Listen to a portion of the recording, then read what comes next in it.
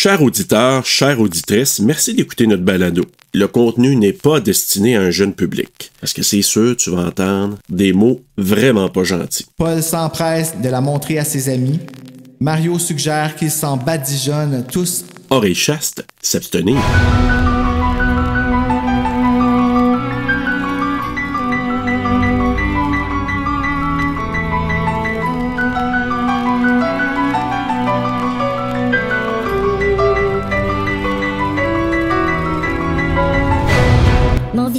Mon visage, crie Mario horrifié. Papillon. Là, mon visage, j'imagine que c'est toi qui vas le faire avec sa voix, mais je vais quand même te le dire au cas où. Mon visage. Non,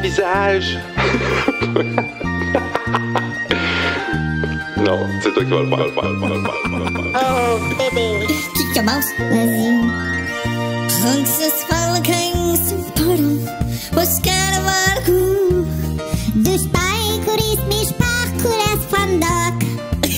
Paul et ses amis, Lily, Jacques, Christine et Mario, trouvent une bouteille de lotion pour bronzage dans une poubelle.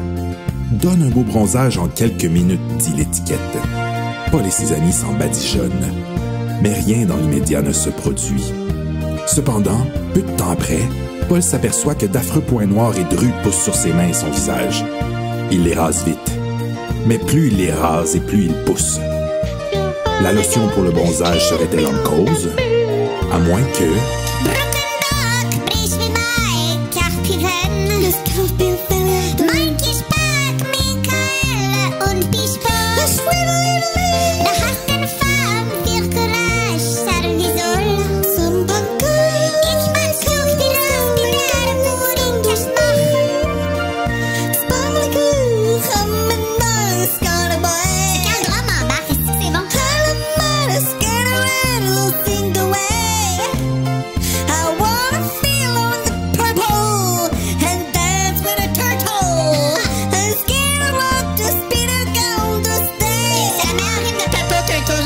Attention, lecteur, prépare-toi à avoir peur. Les cobayes du docteur Pitbull. Chair de poule numéro 26. Bon moment présent tout le monde et bienvenue à Frisson sur le pod, un dérivé de Terreur sur le pod. Je suis votre animateur Paul Bellandre et aujourd'hui, c'est en fait deux grands esprits chair de poule qui se rencontrent. J'ai comme invité une invitation qui date de, je pense, avant que l'émission commence à être diffusée. Marc-André Lapalisse, un pâti et fier pâti, je dois dire. Ben bonjour Bruno, ben oui, je me suis abonné je pense, quand ça a commencé, là. Drette quand ça a commencé, t'es un fervent frisseux, là, disons-le comme ça, là. Tu suis, en fait, Frisson sur le pod depuis le tout début. Et t'es vocal avec ça depuis le tout début, puis j'adore ça, honnêtement. Tu donnes tellement de valeur au travail dans Frisson, puis je parle pas juste du mien, puis à nos invités qu'on a eu à Frisson sur le pod, mais aussi à l'édition Héritage Jeunesse. Là, on parlait de ça avant l'épisode, puis j'arrêtais pas de te dire d'arrêter de parler parce que c'était trop magnifique ce que tu disais. Bienvenue. Ben merci beaucoup. Je suis très content, Bruno, d'être là. J'ai la chance d'avoir une job où, moi, en fait, en ce moment, ce que je fais, je réceptionne des livres. Fait que je suis dans le sous-sol avec des boîtes. Puis là, je déballe tout ça. Puis c'est moi qui crée les classes dans les bonnes sections et tout ça. Donc, c'est un travail que je peux faire avec de la musique ou des balados. Donc, quelle meilleure occasion que d'écouter, justement, pour écouter des frissons sur le pod. Mais quel job de rêve. C'est vraiment le fun. Tu dois tellement aimer ta job. Oui. Écoute, les livres sont même pas encore sur les tablettes que je les découvre. Puis tu as découvert celui de Britney, tu m'as envoyé la couverture. Tu m'as pas montré le livre avant. Tu sais, il a respecté ça, gang, comme pour vrai, puis à moi qui étais un fan de Britney, mais il m'a envoyé une photo de la couverture que... Oh, ça m'a tellement... En fait, c'est le premier contact que j'ai eu avec ce livre-là. L'as-tu acheté, toi? L'as-tu lu? Non. Non? Écoute, mais on reçoit des tonnes et des tonnes de livres. Puis là, c'est en ce moment, on approche du Salon du livre. Fait qu'il y a une règle, en fait. Ouais, il y a une règle qui veut que tu ne peux pas vendre un livre au Salon du livre qui n'est pas déjà en librairie. Vraiment? Si tu veux vendre ton livre au Salon du Livre, il faut que les libraires l'aient en stock. Fait que les éditeurs se dépêchent, ils envoient tout pour s'assurer. Là, c'est le Salon du Livre de Montréal en fin novembre. OK. Puis là, c'est ça, on reçoit beaucoup de livres. Ah ben, top it. Et puis le pire, c'est que le Salon du Livre de Montréal va être passé quand cet épisode-là sort. Fait que, tu sais, on se parle dans le temps. Hein? Alors, Bruno, dans le temps, là, remarque que Dr. Pitbull, t'as eu bien du fun. Parce que là, c'est de ce livre-là qu'on va parler. Là, oui. Mais on revient à ta job, hein, parce que c'est un must. Ça a comme un gros rapport avec ce qu'on fait ce soir. On fait le livre, on fait un chair de poule, en fait. Les cobayes du Dr. Pitbull. Je dis toujours la clinique du Dr. Pitbull parce que je le mélange avec le livre de Mary Higgins Clark. Tu sais, la clinique du Dr. H, right? Oui. OK, j'ai pas rêvé, il y en a un. Un titre qui est quand même... Moi, j'aime mieux le titre anglais. Je trouve qu'il révèle un petit peu trop le titre français. My Je sais pas ce que Harriest t'en penses. Adventure. Ouais. Je suis entièrement d'accord. Puis aussi, la joke est plus subtile. Tu sais, c'est comme Harriest. Ouais. Mais c'est ça la magie de l'anglais puis des choses qui malheureusement des fois se perdent dans la traduction. Puis que nous autres, je pense qu'on avait ce défi-là de plus au Québec quand on traduisait parce qu'on voulait québécoitiser. Là. Je sais que c'est pas un mot, là, mais vous me suivez, là, les amis, avec qu'est-ce que c'est.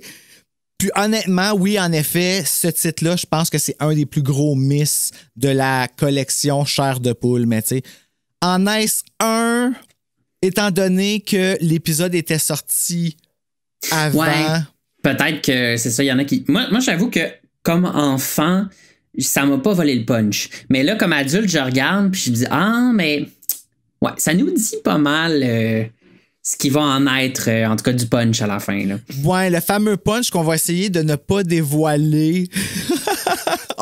Du moins jusqu'à ce qu'on commence le pas à pas de l'histoire. C'est ça, puis... mais toi, ce livre-là, tu me disais tantôt que c'était... ton préféré de jeunesse? Ben, en fait, j'ai une petite idée pourquoi, puis l'idée me dit qu'elle s'appelle Pauline, mais comme... Mais raconte-moi, là, pourquoi ce livre-là en particulier? Ben, j'ai un souvenir très clair de quand je l'ai eu, en fait. C'était mes parents qui me l'avaient acheté au Costco.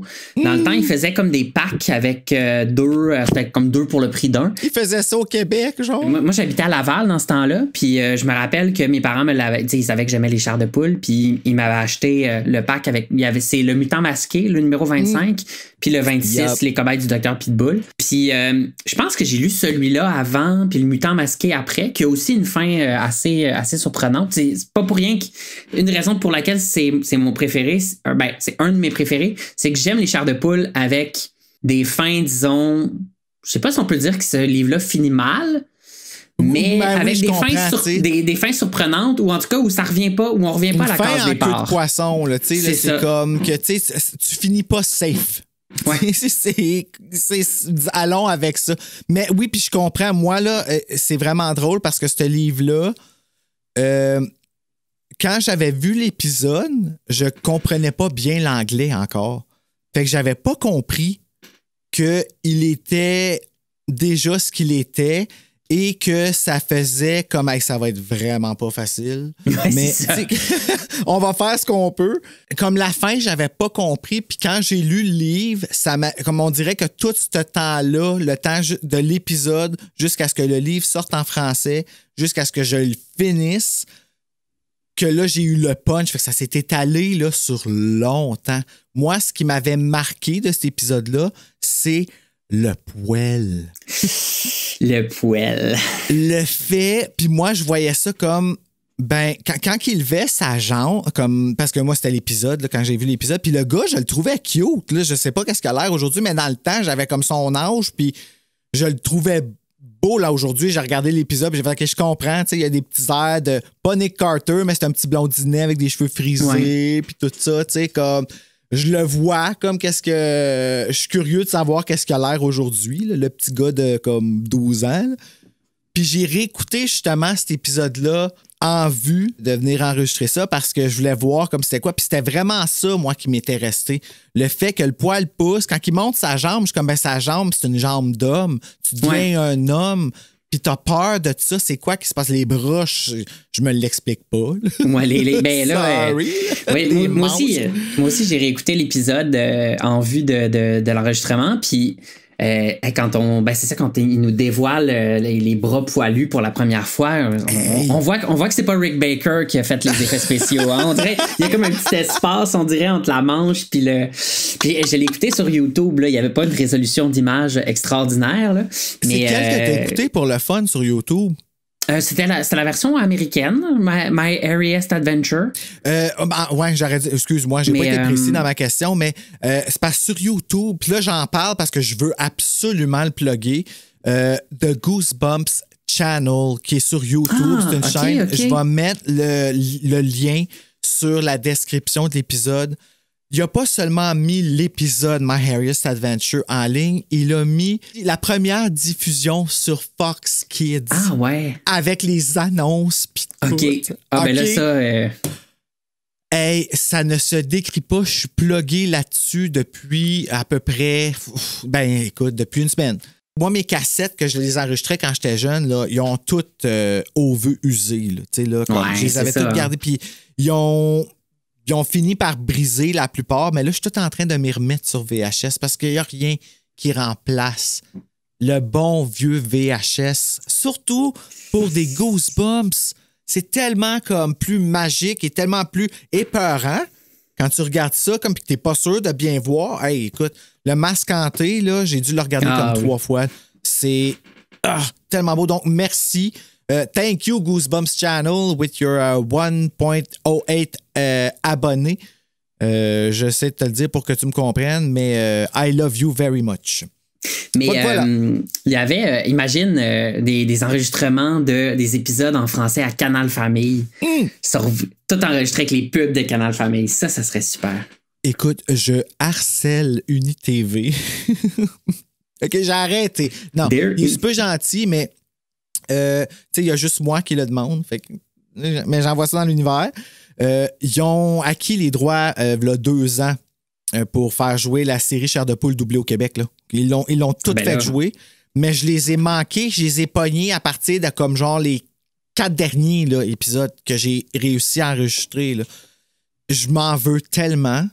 Comme doublé au Québec avec Laurence Arquette, là, on l'a reçu à Frisson sur le terrain. Tu comprends-tu ma panique de genre je les veux là. Parce que je me rappelle la plage hantée, là, le doublage. Puis tu sais, on s'entend, le doublage, là, Chair de poule, c'était le training de ces jeunes-là. Là.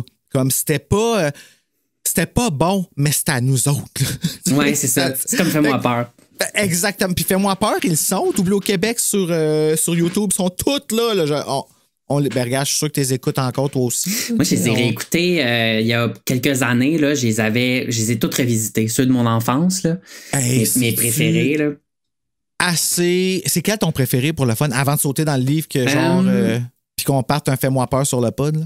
Ça, c'est une bonne question, mais j'ai vraiment un attachement pour celui qui a inspiré le 6e sens. Là. Hein? L'épisode. Il y en a un où c'est un jeune homme qui est un jeune ado qui travaille dans un bowling puis qui est comme il y a une fille fantôme qui vient le voir. Hey, The Dream Girl, c'est mon préféré. The Dream Girl, c'est ça. Bon. T'es sérieux? C'est ton préféré pour vrai? C'est pas mal un de mes préférés, ça. Avec le beau Fabio. Oh! L'histoire d'une fille de rêve. Puis oui, c'est vrai que c'est un beau gars. Hein? Puis la fille aussi, très années 90 avec ses cheveux. Oh là là, oui. Ah, mais puis la sœur. Ah oui, la sœur. Ah, es-tu belle? Moi, la sœur, je la trouvais belle. C'est vrai qu'elle est belle. Avec la musique, elle fait. Hey, écoute, sans fin, Fais-moi peur sur le pod. On commence avec celle-là, on fait ça ensemble, man. Avec le brouillard, écoute, volontiers. Oh my God, c'est tellement délicieux. Hey, merci pour ce beau souvenir-là. OK, regarde, je pense qu'on est prêt à embarquer dans ce livre-là. On a dit qu'on a aimé ça. On peut pas lancer plus de fleurs. Moi, j'ai trippé, là, honnêtement. Je pense même que je vais monter ma note juste pour l'expérience de ce soir. Puis là, on n'a pas de teaser. Habituellement, les Chairs de poule n'ont pas de teaser. Mais j'ai été vraiment chanceux. J'ai mis le doigt, en fait, sur le teaser caché de Les cobayes du Dr Pitbull. On écoute ça avant d'embarquer dans Fiche technique. Puis avant d'embarquer dans la fiche technique, on va aussi te demander ton historique sur les frissons. Je sépare ça là, je fais ça après. Alors, on écoute le teaser et on revient avec Marc-André Lapalisse pour savoir comment que ça a influencé même son choix de carrière. On y va, on écoute le teaser. Les maisons et les arbres filent de chaque côté. En arrivant dans l'allée, j'aperçois papa et maman près du garage, l'air surpris. « Regardez-moi » hurlai-je d'une voix terrifiée. « Me croyez-vous maintenant » Ils me regardent bouche bée. Je lève les bras. « Voyez-vous mes bras, mon visage, mes mains » Maman attrape les bras de papa, estomaquée. « Le croyez-vous maintenant que cette lotion de malheur fait pousser les poils » Je reste là à les dévisager, les larmes aux yeux, haletant. J'attends qu'ils me disent quelque chose. La voix de Finalement, maman brise le silence. Paul, ce n'est pas la lotion autobronzante, dit-elle doucement. Nous avons toujours essayé de te le cacher, mais maintenant, c'est impossible. Quoi? Qu'est-ce que vous m'avez caché? Ils échangent un regard et maman réprime un sanglot. Papa glisse son bras autour de ses épaules. Ce n'est pas la lotion autobronzante, fiston. Fit papa d'une voix tremblotante. Il faut que tu saches la vérité. Il te pousse tous ces poils parce que tu... Parce que quoi? Parce que quoi? Oh my God! Hey, écoute. Que tu es un homme! Puberté! Oui, écoute, parce que tu es un homme, c'est une bonne excuse. Fait que là, on va aller à la pause publicitaire, communément appelée repartir Zoom parce qu'on a juste 40 minutes. Excellent.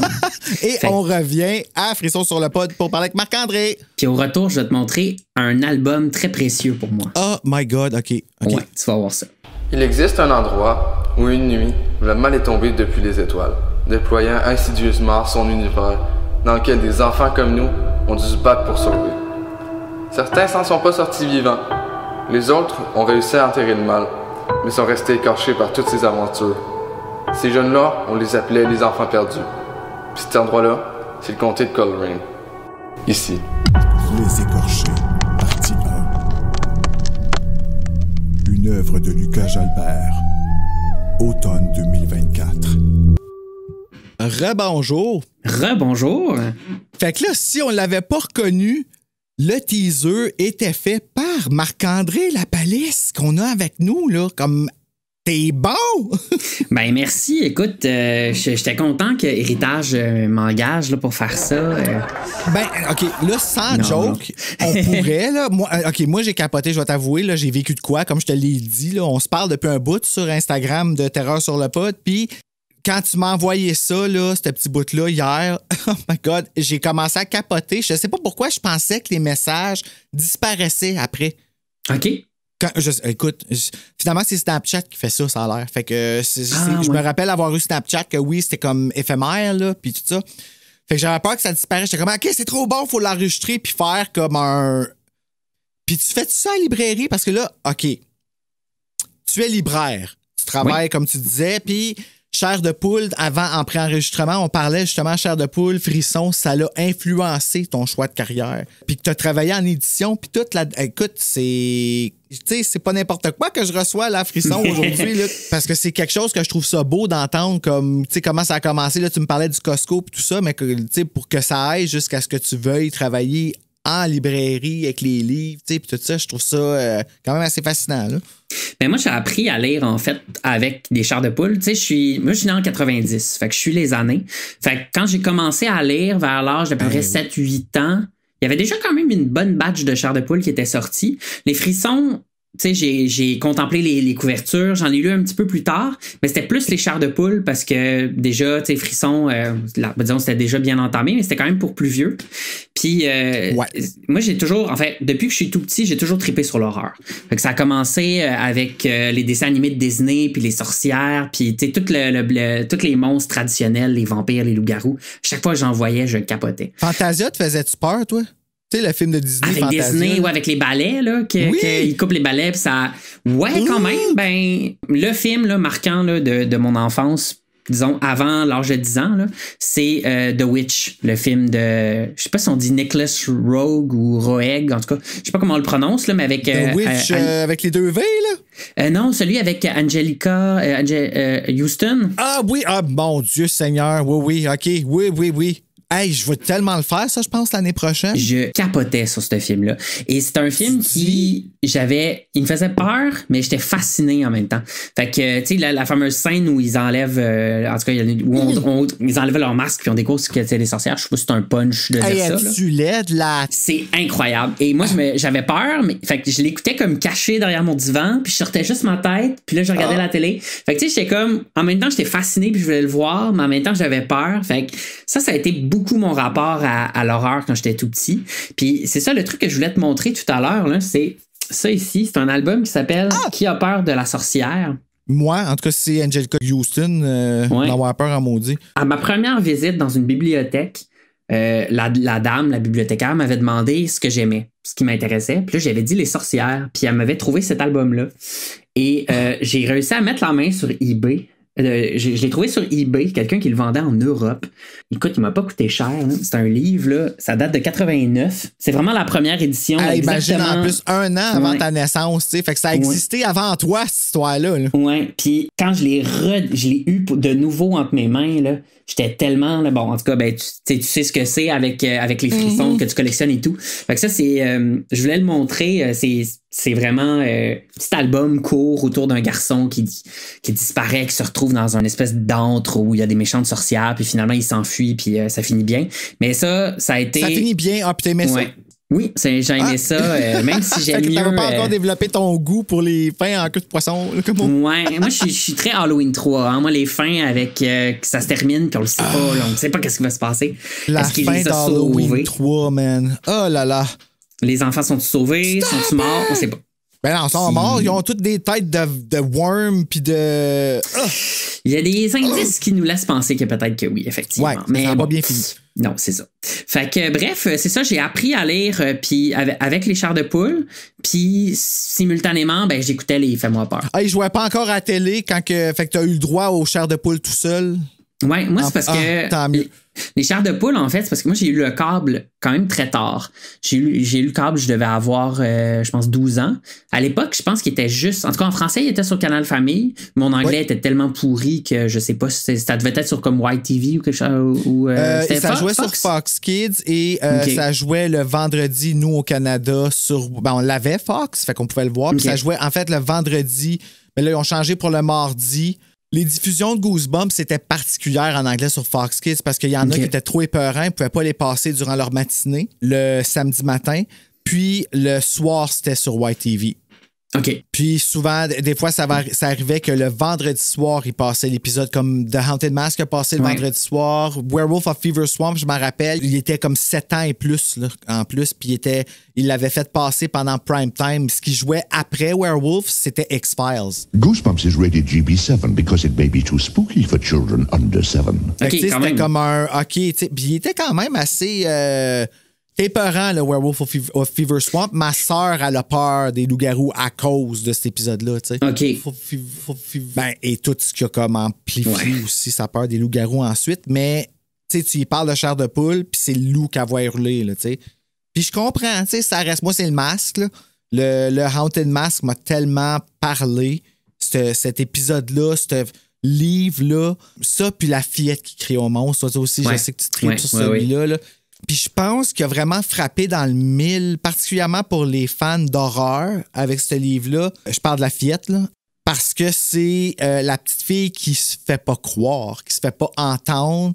Puis je pense qu'on relate à ça, les fans d'horreur, parce qu'on est peut-être plus drama. Je veux pas être nous mettre une étiquette, mais oui. C'est comme marginal, peut-être l'amour de l'horreur un petit peu. Fait que peut-être que par rapport à la société dans son ensemble, on est comme un peu plus à l'écart. Là. Ouais. Mais ça, ce truc-là aussi, c'est, je pense, Pierre et le loup, là, la fameuse fable avec le petit garçon qui arrête pas de crier au loup. Puis, tu sais, au début, les gens le croient, mais à un moment donné, ils se rendent compte que c'est pas le cas. Puis, au moment où il y a vraiment un loup, ben là, plus personne le croit. Puis là, ben, il est pris au danger. Puis c'est ça qui se passe dans le livre, là.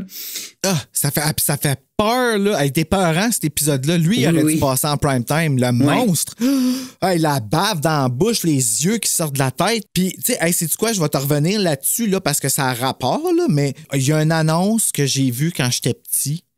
Quand on avait visité un poste de police ici à Gatineau. en 2e année, OK? Puis c'était une campagne publicitaire qui faisait jouer ici en Outaouais qui s'appelait « Composé 911, cancer urgent ». Puis... puis il montrait des images pendant l'annonce. Puis là, c'est ça, l'annonce, elle vient d'être mise sur YouTube il y a à peine 5 mois. Puis je la cherche depuis longtemps, là, cette annonce-là. Là. Puis là, j'ai checké randomly là, dernièrement pour comme, le retrouver. Puis elle m'a popé dessus. Et l'image, le traumatisme que j'ai vécu là, quand je l'ai vu, cette annonce-là au poste de police, quand j'ai revu l'image, elle est aussi pire que mon souvenir. Comme mon œil ne m'a pas trompé, ma mémoire n'a pas trompé. Dans l'annonce, à un moment donné, il y a une espèce de dude ou de dudette, c'est impossible à dire, qui sort d'un auto accidenté. Tu sais, ça commence avec une fille qui arrive en courant un téléphone, elle compose 911. Vite, j'ai besoin d'aide. Puis là, il y a un gros texte super urgent avec une musique urgente qui joue par-dessus, tu sais. Puis là, dans ces images-là, tu vois une maison qui brûle. Tu vois quelque chose, une femme ou un homme qui sort d'un auto, mais déformé, là. Déformé. Hey, quand même, pour des enfants, il allait pas avec le dos de la cuillère. Je viens de tomber dessus, là, l'annonce, OK, là, puis là, tu sais, quand quelque chose me fait peur, comme tu as pu voir, ça m'obsède. Je te comprends. Toute la journée, hier puis aujourd'hui, là, parce que hier, j'ai retrouvé l'annonce, j'arrête pas d'éclaircir l'image puis de travailler dessus pour essayer de voir... comme, tu sais, c'est quoi vraiment? Parce que c'est très, très blurry. Okay. Je vais mettre le lien dans la description, là, vous allez pouvoir voir, c'est vraiment dans... Puis plus j'éclaircis l'image, plus c'est épeurant. Comme, honnêtement, Marc-André, là, ça se décrit pas. Puis là, je vais essayer de te le montrer parce que j'ai la photo dans mon téléphone. Moi, j'ai une expérience similaire, mais c'était avec des... Il avait projeté ça à l'école, une publicité, c'était Parents Secours. Puis là, c'était vraiment avec, tu sais, les affaires des inconnus là, qui te proposent des bonbons. Là, puis hey, ça m'avait complètement traumatisé là, à un point tel que, tu sais, je jouais devant chez moi, puis quand il y avait une voiture qui ralentissait, tu sais, la voiture, elle faisait juste passer, là. Et je pensais que c'était un inconnu qui allait sortir pour m'offrir des bonbons, puis là, je capotais, puis je courais, puis je rentrais dedans. Oh my God. T'étais-tu déclenché par les pancartes de Parents Secours? J'aimais pas ça en voir. Moi non plus. Hey, alors qu'en réalité, c'est bon signe, là, c'est des bonnes personnes, normalement. Ben, on suppose que c'est des gens qui veulent aider les enfants, là, qui sont là. Ben, mais on espère, ça m'avait... j'étais un enfant très peureux, puis c'est peut-être ça aussi. Je pense que les amateurs d'horreur, puis là, c'était l'idée que j'avais tantôt en tête, mais j'ai l'impression que les amateurs d'horreur, on est beaucoup des gens, des enfants qui avons été très peureux. Ouais, il y a comme quelque chose... Ben, peut-être que c'est pas le cas de tout le monde, mais en tout cas, moi, mon expérience personnelle, c'était comme une façon de vivre mes peurs dans un environnement sécuritaire, dans mon salon. J'avais peur, mais j'étais en sécurité, puis c'est comme ça m'aidait à apprivoiser mes peurs. C'est encore ça beaucoup. Tu vois, ça me parle beaucoup, qu'est-ce que tu dis, puis ça va même plus loin, je te dirais, je pense même que Kevin Williamson, qui a grandi un peu dans le même bain que nous autres, côté générationnel, je veux dire, là. J'ai l'impression que ça a été lui notre première voix à nous autres. Pourquoi qu'on a eu Scream qui nous a tant parlé, puis que Sydney est tellement importante pour nous autres aujourd'hui. Pourquoi on la veut encore, puis pourquoi est worth every penny. OK, là, j'avais besoin de la dire. Hey, pour le 7e, là, sortez votre chéquier. Là. Oh, t'attends, Sydney. Oui, puis oui, sortez-le votre chéquier parce qu'elle le vaut. Hey, 25 ans, là, je m'excuse, là, mais le 6, là, il était très bon, le 6. Mais ça manquait de Sydney. Ça manquait de Sydney, exactement. Je vais rentrer dans la fiche technique de la clinique du docteur Pitbull parce qu'on est déjà à dépasser la moitié de l'épisode, je pense, imagine-toi. Mais écoute, c'est vraiment génial. Donc, clinique du docteur Pitbull, chair de poule numéro 26, écrit par R.L. Stein et adapté pour le Québec par Nicole Ferron, qui a aussi traduit La Gardienne. C'est drôle parce qu'en ce moment, je suis en train de lire La Gardienne 2, qui lui est traduit par Suzanne Spino. Donnez mélangeant, on vous aime pareil. Aux éditions Héritage Jeunesse, durant le 4e trimestre de 1995. Il contient 117 pages et tous les chapitres débutent sur une page impaire. Ça, j'aime ça. OK? Je vais le dire, là, je sais que ça gaspille une page pour certains, mais pour moi, là, quand tu commences tous tes chapitres sur le côté impair, quand je tourne la page, puis que j'ai l'impression d'en avoir lu 2 dans une, parce que je lis pas vite, moi. Hein. Fait que je remercie Héritage Jeunesse pour ça. Parce qu'ils le font encore aujourd'hui dans leur nouveau frison, puis j'apprécie bien ça. Donc, le livre original My Hairiest Adventure, Goosebumps numéro 26, donc le même numéro qu'en français, publié aux éditions Scholastic en décembre 1994 en 122 pages. Je ne l'ai pas en anglais, fait que j'ai pas pu le sortir. Donc, je le recherche, je lance ça dans l'univers. Il a reçu un total de 36 éditions. L'épisode numéro 11 de la saison 1, c'était My Hairiest Adventure, est d'une durée de 22 minutes, diffusée originalement, pas facile, le 19 janvier 1996 sur Fox Kids, et vous avez le lien dans la description. L'épisode est réalisé par David Wary Smith et écrit par Michael Short. Et merci à vous tous qui ont participé à ça, parce que l'épisode il est très bon. Les acteurs so-so, là, la petite Lily, là, oh là là, t'es fine, là, comme on est content que t'aies participé.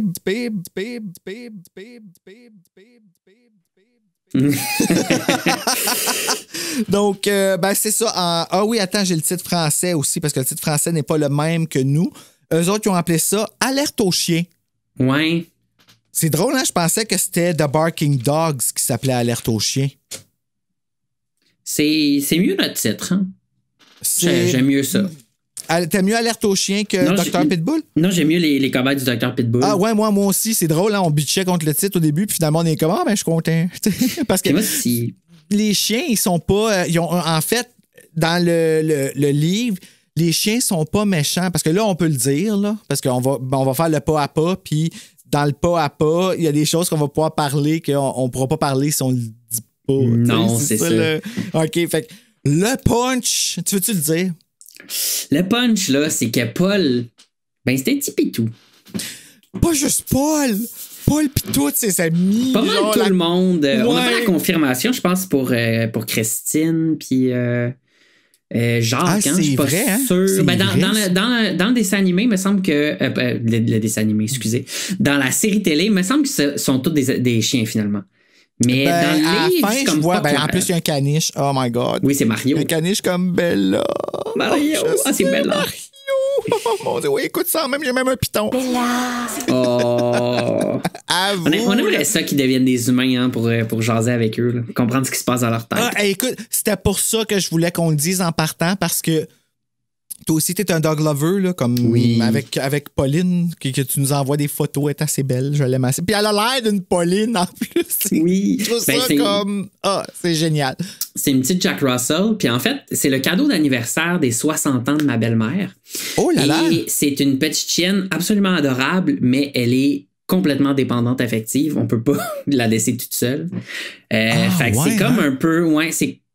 les Jack Russell, ils ont beaucoup apparemment d'anxiété de séparation. C'est des chiens qui ont vraiment de la difficulté. Puis Pauline, en tout cas, elle a comme des mauvais plis un peu. Mais le bon côté de la chose, c'est que ma blonde, elle vient d'une famille nombreuse. Fait que on l'a comme en garde partagée, en fait, la chienne. On l'a. Ouais. Fait qu'on l'a la fin de semaine. D'où la raison pour laquelle je peux pas vous la présenter en ce moment. Elle est avec chez la mère de Maude. Mais écoute, moi, tout cet amour-là pour un chien, moi, ça m'écoute. J'admire tellement ça. Je suis content de pas l'avoir. On va falloir se rebooker un autre épisode. Elle est magnifique, mais c'est ça, quand quelqu'un s'en va, elle fait sa petite crise, puis là, c'est la fin. C'est la fin du monde. N'importe qui? Les gens auxquels elle est attachée, tu sais. OK. Pauvre petite puce, puis elle doit tellement souffrir. Ouais, il a fallu régler ça avec Bella aussi au début. Quand on l'a eu, quand elle est arrivée ici, honnêtement, on s'en allait, puis moi, je mettais une caméra parce que moi aussi, j'ai besoin de mon chien comme partout. Puis quand que je peux pas l'avoir avec moi, j'ai besoin de ma caméra puis de l'avoir. Ça me réconforte de l'avoir. Puis je sais que c'est vu des fois bizarrement, mais honnêtement, le bien qu'elle me fait n'a pas de sens. Là. Ça, c'est magnifique. Mais quand on partait au début, elle pleurait, là. Mais tout le long, là, puis des grosses pleurs. J'ai encore des vidéos ici, là. Puis il a fallu régler. Ça a été tellement long à régler, là. Fallait sortir, 5 minutes.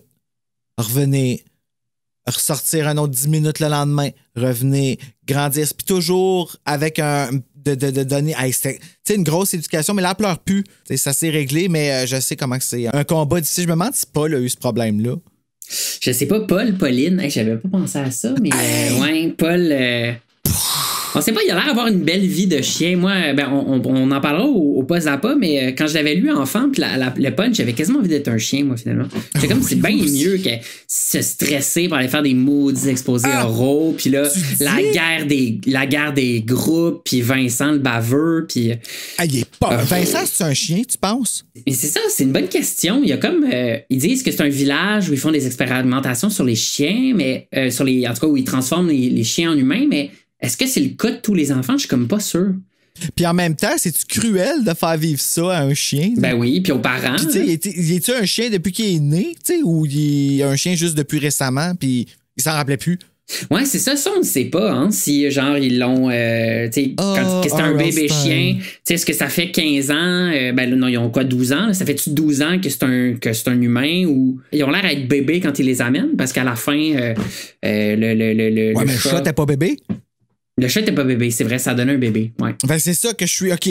Embarquons dans l'histoire, puis peut-être qu'on va découvrir en temps et lieu comme il va nous venir un flash. Qu'est-ce que t'en penses? Ben absolument. Et c'est parti. Marc-André, laisse-moi te raconter Mon cher de poule. Oh, quelle chanson.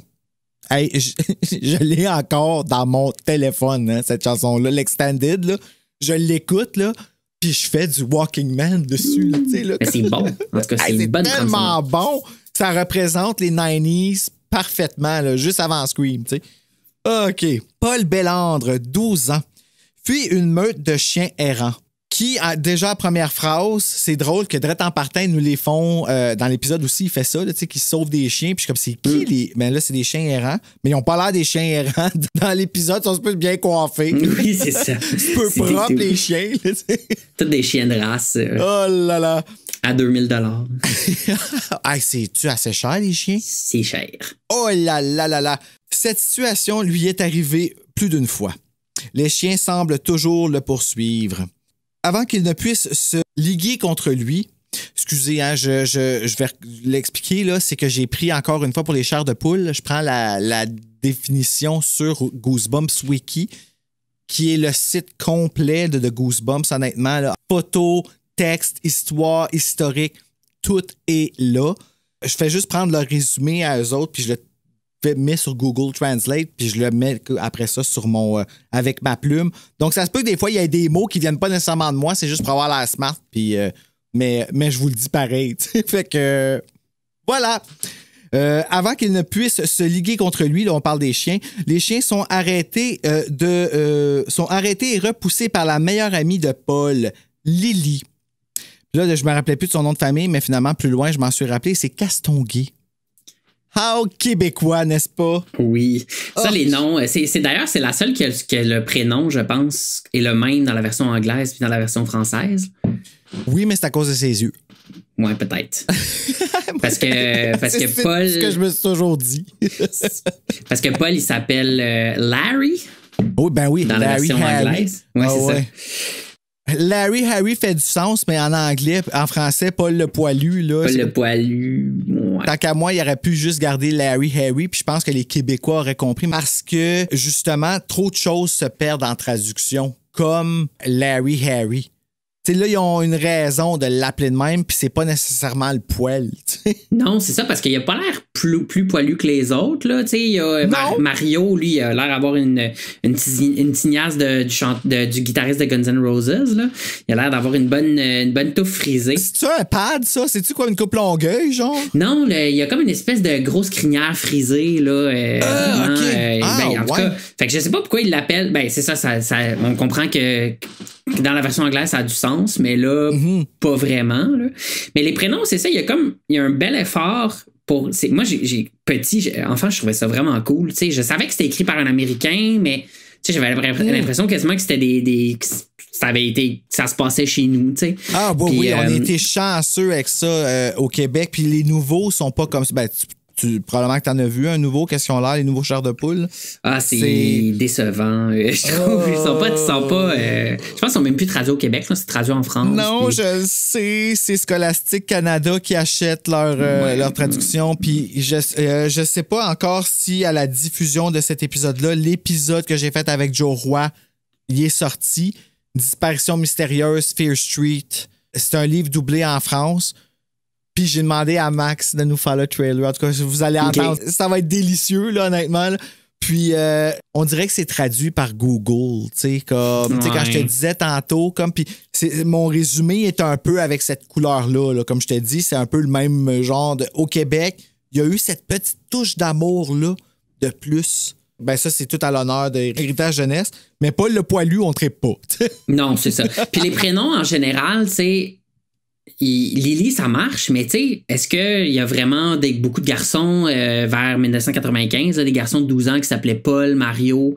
J'ai l'impression que, tu sais, mettons, je sais pas, Vincent. Si tu prends le Kevin, nom de la traductrice qui était Nicole, elle, dans sa génération, probablement que c'était ça les noms qu'elle avait autour de elle. Puis, moi, en fait, c'est un peu le consensus que moi, j'en viens. Je sais pas, j'ai pas parlé à aucune d'elles. Mais j'ai rêvé, par exemple, que ma nouvelle voisine, c'était la fille de Louise Binette. OK? Je pense que je lis trop de frissons. Mais pas grave, c'est bon pour la santé.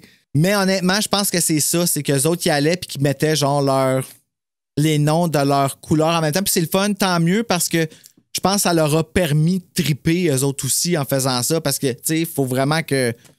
Tu sais, si t'aimes pas, tu tripes pas nécessairement... Il n'y avait pas de je pense pas qu'il y avait de retour comme aujourd'hui, on pouvait leur le dire à quel point c'était aimé. Je sais pas si tu comprends un peu ce que je veux dire. Oui. Tu sais que les réseaux sociaux aujourd'hui, les likes te le disent, toutes ces affaires-là, t'en as au moins un peu dans ce temps-là, à part les ventes qui étaient dites par les distributeurs puis ces affaires-là, on sait jusqu'à quel point il y avait le pouls, mettons, je sais pas. Fait le courrier des lecteurs, peut-être un petit peu, mais... Le courrier des lecteurs, le Club Frisson. Pourquoi j'ai pas été abonné à ça? OK, je vais poursuivre avant de me mettre. Mais on s'entend que ça dérange pas. Là. Moi, en lisant, je trouvais ça le fun même. J'étais comme, bon, quel prénom ils vont avoir pris là, pour... quel nom de famille québécois ils vont avoir pris pour tel personnage. C'est le fun. Qu'est-ce qui est le fun en plus, c'est que tous ces noms-là, ils reviennent aujourd'hui. Fait que là, on peut prendre des vieux livres de notre temps puis donner ça à eux autres, puis eux autres, ils se reconnaissent. Ben oui, parce que ça revient en mode. Tu sais, comme moi, en ce moment, tu sais, toutes mes amis, j'ai une amie qui a appelé sa fille Simone dernièrement. On n'aurait pas cru à ça avant dans le temps, Simone. Maintenant, c'est comme rendu ordinaire. Tu sais, t'es comme. Ça s'appelle Simone. Ah, ouais, oui, of course, ça s'appelle Simone. Tu sais, c'est belle, la petite maudite. Oh my God, les yeux après ça. Oh, petite fille. Pareil comme sa mère. Si vous avez la chance d'ailleurs d'aller écouter son nouveau single, la chanson La gloire des autres qu'elle vient de sortir, Valérie, tu es excellente, je t'adore. Vous l'avez entendu à Frisson sur le pod récemment. Pas vrai parce qu'on enregistre bientôt, mais l'épisode va être diffusé avant. Fait que entre toi puis moi, ça. La magie des podcasts. Ouais, exactement. Lily est une fille petite, blonde et mignonne qui porte toujours à son cou une pièce d'or. Mais ce qui est le plus étrange chez Lily. Étrange n'est pas le mot que j'aurais choisi, particulier, je dirais, mais tu vois, je suis pas un traducteur. Hein? C'est en fait, ce sont ses yeux. L'un est bleu et l'autre est vert. Puis ça, c'est vrai que c'est particulier. C'est cool. Comme, moi, j'ai jamais honnêtement, vu ça. Là, il y a un. Comment. Ben, tu sais, ça n'a pas l'air de qu'est-ce que ça a l'air dans l'épisode. Si vous avez été voir l'épisode, là, c'est comme elle, ses yeux, c'est comme. Son œil bleu, là, il faudrait que quelqu'un y parle. Là. Ouais, c'est ça, lentille de contact. On dirait qu'il fait un bruit, là. Quand on le voit, là, c'est pas normal. Là. Mais. En vrai, comme dans la série Shadowhunter, il y a un des personnages, celui qui joue Jace, il y a un œil bleu puis un œil semi-vert brun. Là. Puis des fois, ça donne l'impression qu'il y a un œil plus petit que l'autre. Comme ça fait pas l'effet comme qu'on pense que ça fait. C'est quand même assez particulier, honnêtement, mais ça existe. Puis je pense que, tu sais, ils s'en servent comme trait distinctif pour que, à la fin, que tu reconnaisses le chien, que c'est Lily. Mais je pense qu'il y a quelque chose aussi, que les yeux de couleurs différentes, c'est que c'est plus fréquent chez les chiens que chez les humains. Oui, ça, c'est vrai. En effet, ça, c'est peut-être un élément, c'est un indice, en tout cas, Carol Stein, je pense, nous glisse Comme quoi, en tout cas, si on était. Pour les gens qui seraient au courant. Et un très bon indice, là. Moi, la pièce d'or, je l'aurais cru. Tout de suite. Juste la pièce. La pièce d'or, ça fait médaille, là, médaillon de chien aussi. Là. Ah, tu vois, j'ai même pas pensé à ça, mais c'est vrai que c'est smart. Mais moi, je te dis honnêtement, juste la pièce d'or que la chien aurait eu autour du cou, puis je l'aurais cru. Les yeux m'auraient fait freezer sur place. Là, ça aurait fait comme, OK, là, ça, c'est comme trop... c'est trop loin, là, trop loin. Comme... Méchant choc. Ils entrent dans le garage de Lily où les attendent leurs autres amis, Mario, Jacques et Christine, qui n'ont pas de nom de famille. Ils font tous les 5 partie d'un groupe musical nommé Les Grecs et se préparent pour la guerre des groupes de leur école qui doit avoir lieu dans la semaine à venir. Les Grecs. Les Grecs ou les esprits ou les pirates. En tout cas, ils ont l'air à hésiter dans leur nom de groupe. Puis ils ont l'air à pas s'être fixés là-dessus. Puis ils ont pas l'air bons. Non, ils ont pas l'air bons. Ils ont 3 guitaristes. What the fuck? Donc, il y a 3 guitaristes puis un dude avec un clavier jouet. Jacques qui a un clavier jouet. Puis qui joue là, quelque chose de rare. Dans l'épisode, on voit un petit solo là. Oui, c'est vrai. Hey, ça là, je m'en rappelle. Puis c'est la petite face de...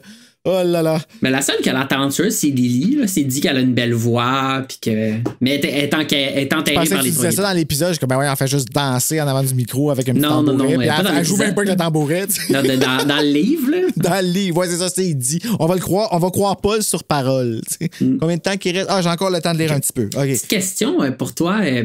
Il y a une différence entre l'épisode et le livre, c'est que l'épisode, puis on le voit tout de suite là, dans le premier chapitre, dans le livre, ça se passe l'hiver, il y a de la neige, en tout cas au printemps. Puis dans la série télé, c'est l'été, là, manifestement, il n'y a pas du tout de neige. Je sais pas si c'est quelque chose qui a été ajouté dans la version québécoise ou si, je pense pas, la version anglaise, ça devait se passer l'hiver aussi au printemps. Sérieusement, là, gars, tu vois, là, si je l'avais, le livre, si je l'avais en anglais, on aurait pu déterminer ça. Puis que j'aurais été voir tout de suite, puis ça aurait été le premier moment où est-ce que j'aurais couru dans la bibliothèque, mais je ne l'ai pas en anglais. Ça doit se trouver peut-être sur eBay ou sur... Ah ouais, mais ils sont pas achetables. Là. Au Village des Valeurs. Ah oui, les gens... mais c'est pop... Ouais, c'est vrai que sur eBay, il y a vraiment de l'abus. Là. De la surenchère, en tout cas. Ben en fait, c'est ça. Mais en fait, c'est parce qu'ils sont tellement recherchés. En ce moment, le prix des frissons, là, les frissons québécois, là, la valeur, là, ici à Gatineau, c'est très rare qu'on est capable de les avoir. J'en ai une coupe ici que je garde justement pour les invités. Exactement. Puis là, ben, comme il y a plus d'intérêt que je m'attendais, on va jumeler des invités maintenant pour à partir de la saison 3 parce que fait que là, je les cherche en trip. Sur ce, on s'en va à une petite pause publicitaire de raccrochage d'ici. Je te renvoie un lien et on revient tout de suite. J'allais me préparer un bol d'eau puis je reviens. Quelle bonne idée. Who let the dogs out? Next Friday afternoon. Something weird's happening. Here on Fox Kids, Larry's running out of time. Strange canines are following. His friends are disappearing. Can I help you? We're looking for man. And he is transforming. What happened? See the hairiest adventure yet. Mom! Watch an all-new Goosebumps next Friday afternoon on Fox Kids. Hello! Bonjour! Hey, là, Sylvie Payette, bonsoir. Si tu entends ça, là, on vient de chanter Who Let the Dogs Out avec notre cœur en l'honneur du Dr Pitbull, OK? Merci pour ça, OK? Deux hommes d'âge moyen, comme je disais dans le Mascanté 2. 2 hommes enfants. Hey, l'exprès, oui, exactement. Et Pierre. Qui s'appelle d'ailleurs le Dr Merkin dans la version anglaise. Ouais, ça veut-tu dire de quoi, Merkin?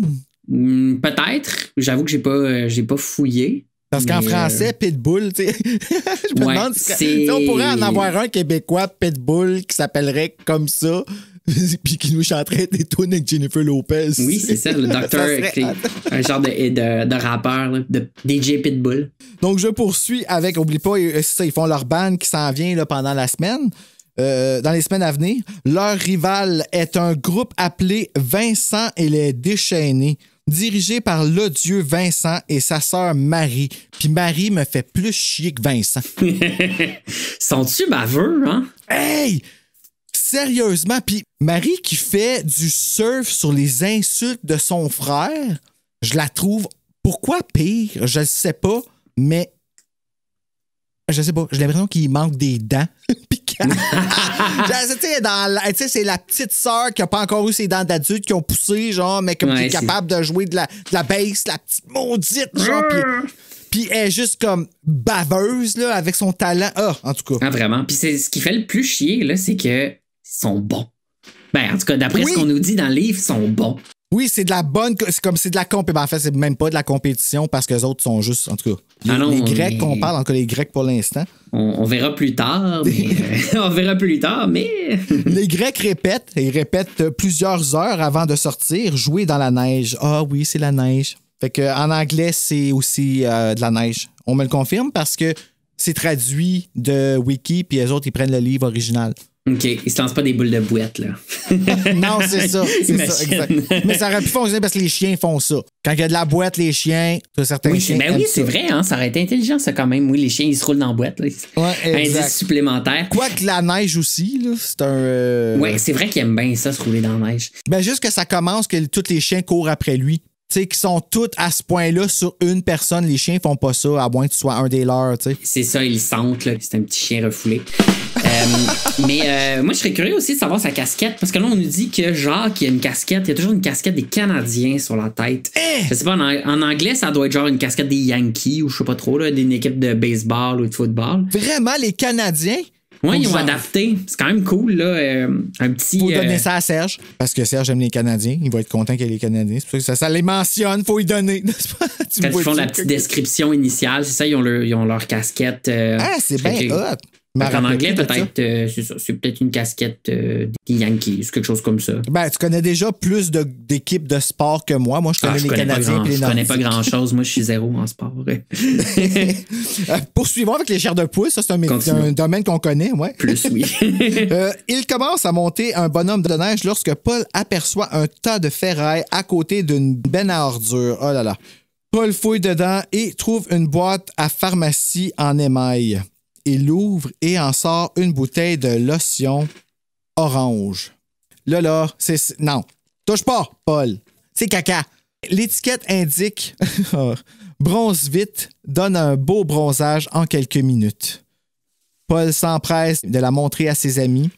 Mario suggère qu'ils s'en badigeonnent tous afin d'être bronzés pour la guerre des groupes et tout le monde est d'accord. Maudit que vous êtes pas intelligents, les enfants. J'aurais jamais fait ça, enfant. Jamais. Moi, juste ça, c'est un cauchemar. Bizarre d'en face. Hey, d'en face, une crème. Hey, tu sais pas. Imagine si t'es allergique. Ils sont tout seuls. Ils ont clairement pas pensé à ça. En tout cas, bravo à R.L. Stein pour la peur de ma vie. Là. Puis ça, ce qui est vraiment le fun avec ce truc-là, c'est que c'est la fausse piste. T'sais, tout le long du livre, à un moment donné, tu dis ça va sûrement être autre chose que ça. Là. Mais quand je l'avais lu enfant, t'sais, on se dit, c'est un genre d'objet hanté. Là. Ça doit être un peu comme, je sais pas, la lotion, il y a quelque chose dedans, elle est possédée. Puis, fait que là, tout le long, on nous met sur cette piste-là, ce qui fait qu'on pense pas à d'autres, d'autres explications et tout ça. Fait qu'à la fin, on est comme, oh, OK, bon, ben, ça rend la fin d'autant plus surprenante. Oui, puis encore plus le fun à le relire quand t'es rendu adulte puis que tu connais le punch. Ouais. Puis que tu vois toutes les affaires qu'ils nous donnent pendant. Comme pareil comme dans les films d'horreur aujourd'hui, là. Tu sais, tout est là. C'est moins évident dans l'épisode. Mais ça, c'est parce que les acteurs sont. Ouais. On va continuer. Puis l'épisode, c'est ça, il répète comme dans des maisons, en fait, des maisons abandonnées parce que les familles ont sacré le camp. Là. Je sais pas si tu te rappelles de ça. Ah, j'avais pas compris que c'était ça. Gars, tu vois, j'avais pas compris du tout. T'es meilleur que moi en anglais, apparemment. Bah, là, c'est juste parce que je l'ai réécouté avec les sous-titres récemment. Ah, OK. Non. T'es gentil de pas... Je suis pas un expert en anglais non plus. Les jeunes commencent à appliquer la formule, mais Paul remarque que la lotion est périmée depuis plusieurs années. Ses amis lui assurent qu'il n'y a pas de danger et Paul applique la lotion à contre-cœur. Ça n'a pas marché, la lotion, l'auto-bronzant, il ne fonctionnait plus d'ailleurs. Ah, mais il est stressé, hein, Paul. À chaque fois, il y a une petite affaire. Là. Je pense que je m'identifie tellement à lui que... Mais parce que les chutes des chapitres, c'est souvent comme Paul qui est comme, oh shit, la lotion était périmée. Puis là, on a la réponse au début du chapitre suivant. C'est pas Paul qui est stressé, c'est R.L. Stein, en fait. R.L. Stein. Ben, peut-être qu'il était stressé aussi. Ouais, c'est cliffhanger par-dessus cliffhanger. Sérieux. Vague de peur est le pire à date que j'ai vu. Quoique non, bonhomme de neige, c'est assez quelque chose. J'ai pas lu celui-là encore. Je le fais cette année, Chloé, je viens de le finir, là, puis c'est quelque chose. La je l'ai personnage, en plus, celui-là. Oh, ça mon fait Dieu. partie de ceux que j'ai... Je pense que c'est un Fear Street, moi. Honnêtement, les frissons que R.L. Stine écrivait, j'ai l'impression que c'était des Fear Street, mais que ça le... Tu sais, comme, ben celui-là, je vais mettre dans frisson, fait qu'il enlevait. Puis sais-tu, c'est quoi le nom de la rue Fear Street? Ah non, je te dis pas tout de suite. Dans la version frisson, là, je te dis pas tout de suite, là, je vais le faire avec Joe Roy puis Serge. Crois-moi, ça vaut l'attente, OK? C'est bon, je vais regarder le punch. Au fur et à mesure que le temps passe, Paul se sent de plus en plus mal. Sa vision se trouble et il s'effondre. Il est alors emmené chez le docteur Pitbull, un autre red herring pour nous les Québécois, qui lui fait une injection. Qui, tu vois, on ne remarque pas l'injection parce qu'il vient de se mettre de la crème stressante, tu sais. Ouais, c'est ça, ça fait mais c'est quoi que tu y injectes? Moi, j'ai jamais eu besoin de me faire injecter parce que j'avais perdu connaissance. Apparemment que c'est ses glandes sudorifères. Là. Il y a des problèmes à sécréter de la sueur. Fait que vu qu'il explique, il a comme fait un coup de chaleur. Je sais pas si c'est plausible sur le plan médical. Là, ça, j'en sais rien. Mais tu sais, ouais, c'est ça, c'est vrai, ça l'explique. Direct là, check ça. OK, attends. Mon Dieu, t'es bon. J'ai lu 2 fois, hein. Fait que je l'ai relu. J'ai lu cet été puis je l'ai relu en fin de semaine. Ça fait longtemps, moi, que je l'ai lu. J'ai pas écrit la date. Fait que. Mais les clowns, c'est pas. Il explique aux parents que Paul. Et aux parents de Paul, excuse-moi, que la maladie de leur fils est due à un coup de chaleur, causé par des glandes sudoripare affaiblies. Ça se peut-tu, ça? Ouais, il sue pas, le pauvre petit poulet. Ben voyons donc. Pas le fun, ça. Ben non. En fait, c'est pas le fun, mais nous autres, on s'en plaindrait pas. Je serais content de pas suer. Moi, mon Dieu, parce que je suis un... Ouais, c'est ça. Il y a moins de choses à éponger, puis il y a moins d'odeur. Ouais, mais par contre, si tu tombes dans les pommes à tout bout de champ. J'avoue. Moi, je suis tellement bon en Zumba. C'est fini. Pour cette raison, Paul doit se faire vacciner tous les 2 semaines. Bon, OK. We'll go with it. De retour à la maison, il se prépare pour aller se coucher. Alors qu'il se brosse les dents, il remarque une épaisse bande de poils foncés a poussé sur le dos de sa main. Et si on se fie au film, c'est toute une bande de poils. Hey, c'est une manche, là. C'est la puberté rentre dans le dash, là. Ah ouais, comme tout le poil de son corps est allé là. Au complet. Ça fait très... cette scène-là, ça fait penser à... Puis je pense que ça doit être source d'influence, peut-être un peu, de R.L. Stine, mais je sais pas si tu as déjà vu le film Teen Wolf avec Michael J. Fox. J'ai jamais vu ce film-là, mais j'ai vu un semblable qui est My Mother is a Werewolf. T'as-tu vu ça? Non. C'est sur YouTube. Quel film. Il joue aussi à Frisson TV. Des fois, ma mère est un loup-garou. Puis une affaire de poêle, en tout cas. Mais il y a ça dans Teen Wolf aussi, plein de poêles qui poussent, qui se tout ça. Ouais, mais il y a comme, tu sais, des symptômes, il se sent bizarre, il se met à comme avoir des accès de colère et tout ça. Puis à un moment donné, il est comme devant le lavabo. Puis là, tu sais, il est vraiment, vraiment rendu poilu, là, un peu comme sur la couverture, là. La couverture de Tim Jacobus là. Moi c'est ça là, on pourrait faire un épisode juste sur Tim Jacobus là, celui qui fait les illustrations de la série originale, mais c'est extraordinaire. Il y a un réalisme là, il a fait puis tu sais c'est vraiment moi ce que j'aime c'est que c'est extrêmement détaillé, tu sais c'est presque de la photographie. Puis en même temps, même les éléments comme surnaturels sont super détaillés. Fait que tu peux pas sont comme traités comme si c'était la même chose, comme si ça se passait dans le réel, finalement. Vraiment... oui, écoute, ça faisait 50% de la job de la série, ça. Goosebumps, ça, selon moi, ça n'a jamais été réaccoté que le team. C'est comme Kevin Williamson puis Wes Craven. Tim Jacobus, R.L. Stine ensemble. Cette série-là, particulièrement, je ne sais pas pourquoi ils n'ont pas continué. Là, je sais qu'ils en ont fait une récemment, mais tu sais, les nouvelles couvertures, pas qu'elles sont pas belles, mais... Premièrement, en anglais, ils ont changé le logo. Là, ils sont revenus au vieux. Là. Je viens de l'acheter, le dernier qu'ils ont sorti, Goosebumps House of Shivers, je pense. Puis, ils sont revenus avec le vieux logo de Goosebumps, avec le G qui part dans les airs et qui part en bas. Là, mais pendant un bout, ils ont changé le logo. Pourquoi t'as changé ce logo-là? Pour quelque chose d'aussi... c'était pas beau, là. Ouais. Des fois, il y a comme la peur de, je sais pas, que ça stagne ou que... Tu sais, on a toujours besoin... tu sais, les gens dans le marketing, toujours besoin de nouveautés.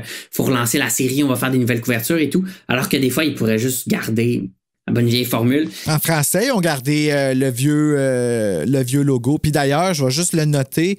Je pense même que notre logo à nous, Québécois, le premier qu'on avait avant qu'il change à partir de l'œuf étrange venu de Mars, je pense. Là, oui. Celui qu'il y a sur le cobaye du Dr Pitbull, je l'aime encore plus que celui qu'ils ont adapté à chair de poule de France et américain. Là. Il est particulièrement... je l'adore, sérieusement. Avec les petits picots de dents là, qui sont surélevés en relief. Oui, ben c'est ça. Je vous aime. Moi, ce que j'aime dans la collection québécoise, c'est qu'ils ont repris l'esthétique. T'sais, ils ont juste changé Goosebumps pour chair de poule puis le titre, mais ils ont gardé la maquette. Et ça, moi, enfant, là, je veux dire, l'espèce de glu là, dégoulinante là, avec l'image magnifique, super réaliste. Ce qu'on pense, c'est du sang de monstre. Là. Je capotais. Là. Tellement que j'avais découpé dans le petit catalogue scolastique qu'ils nous donnaient à l'école là, pour comment j'avais découpé les miniatures, là, puis je les gardais. C'est l'air on les collait dans nos agendas. Oui, c'est ça, l'air pré-Google. Là, je veux dire, j'avais pas d'imprimante, j'avais pas. Oui, aujourd'hui, tu vas sur Google Images, tu les imprimes avec une bonne résolution, mais dans le temps. Encore là, il faut que tu aies une imprimante couleur. Ouais, c'est ça. Ce que j'avais pas ça coûte cher. Exactement. Ouais. J'ai encore une imprimante noir et blanc, moi. Fait que... Moi, j'ai même pas d'imprimante. Fait que j'imprime au travail. Mon Dieu, on n'a pas changé. Non. Merci de travail pour ça. Fait que là, on va revenir au point. On a tellement de choses à se dire, Marc-André. Oui, ben c'est ça. On digresse tout le temps. Ben ça, c'est les joies de chair de poule. Oui. Il panique, mais réussit tout de même à raser les poils. Il commence à se demander si la bouteille de bronze vide périmée n'en est pas la cause. Puis j'avoue que la question se pose. Tu as mis quelque chose qui n'était pas se poser sur toi. Puis en tout cas, le lendemain matin, Paul se rend à l'école avec Lily et lui demande si des poils étranges lui ont également poussé. Hey, ça là, tu sais, quand j'étais jeune, je lisais ça, puis j'étais comme, hey, si j'avais à demander ça à ma chum de fille, honnêtement, je pense même que j'ai des souvenirs d'avoir parlé à ma chum de fille de quelque chose que je pense pas que j'aurais été supposé d'y parler. Comme, je sais pas si tu comprends où est-ce que oui. Tu sais, à la puberté, puis ça, cette scène-là m'a resté, puis j'ai l'impression que cette scène-là m'a donné la permission de... Je sais pas si tu comprends ce que je veux dire, c'est fucké. Il y a un gros sous-texte ici par rapport à la liberté, parce que ce moment-là dans notre vie, ici, au gars, là, parce que c'est un gars, Paul, je pense que si ça avait été une fille, ça aurait filé plus surnaturel que là, mais ce livre-là, il y a une allégorie là, avec la puberté, les poils qui poussent, la petite honte qui nous suit, parce qu'on est comme pas sûr si on veut que le monde voit ou pas. Oui. En tout cas, c'est particulier, comme il est spécial, ce livre-là. Il y a 12 ans, c'est vraiment le moment où ça commence à apparaître. T'sais. Fait que pour les jeunes lecteurs aussi, c'est une façon peut-être d'apprivoiser aussi la puberté et tout ça. Mettons qu'on suppose que c'est des jeunes de 12 ans qui lisent, même si, dans le fond, peut-être les jeunes de 12 ans, ils lisaient plus les frissons, mais en même temps, tu sais, il y a comme des éléments où genre ça lui pousse à des places où techniquement t'es pas supposé même à la puberté avoir des poils là, dans le paume de la main. C'est des... c'est vrai, ça y pousse dans entre les doigts, dans les paumes de la main. Ouais, mais ça c'est à un certain point. Quand ça devient comme vraiment intense. Là. Mais tu sais, ici, à un point qu'il genre, il y a eu des poils sur ses bras, qu'il a rasé puis qu'il a parlé à sa chum le lendemain. Ouais. Puis qu'on voit que justement, à la fin des chapitres, il perd connaissance pour un petit coup de chaleur pour le petit garçon. Non, c'est pas vrai. C'est une joke, c'est pas vrai. Il y a un problème avec ses glandes, on le croit. Oui, c'est un problème de glandes. Mais tu sais, c'est ça, c'est le fait de parler avec ses amis des changements qu'on a dans notre corps. Puis là, c'est encore plus gênant, en tout cas. Mettons pour un garçon hétérosexuel ou je sais pas, tu sais, de parler avec son ami puis de dire toi, y a-tu des poils qui te poussent, tu sais, c'est comme. Tu vois, c'est ça, je pousse ça encore plus loin, tu sais. On parle un gars hétérosexuel qui parle avec son ami, moi, automatiquement, je me suis identifié à lui quand j'étais jeune. Parce que moi, avec mes amis de filles, j'aurais parlé de ça. Peut-être pas avec mes amis de gars parce que j'en avais pas vraiment. Mais en même temps, il y aurait eu cette gêne-là parce que moi, l'attirance était vers ça. Fait que moi, dans ma tête, Paul était gay. Là, c'était comme s'il demandait ça à Lily. C'est sa meilleure amie, oui. C'est ça, tu sais. Puis un gars qui a une meilleure amie de fille, moi, dans mon patelin, en tout cas, ce que les gens disaient, c'était un gay. Comme, okay. Mais ce qui est bien aussi, c'est que c'est ça, les personnages sont pas. Il n'y a pas de sexualité dans Chair de poule, évidemment. Puis il n'y a pas de. Il me semble qu'il n'y a pas d'histoire de chum blonde, là. En tout cas, dans ceux que j'ai vus, non. Fait que c'est le fun, dans le fond, on le sait pas. C'est pas, la sexualité est comme pas présente. Puis, ben, il est peut-être homosexuel, il est peut-être hétérosexuel, il est peut-être bi, il est peut-être pansexuel, on sait pas. Ah, en fait, moi, je pense qu'il est pas rendu là, c'est un chien, hein? Faut pas oublier. Ben non, c'est un chien, c'est ça. Puis, c'est des préados, là, tu sais.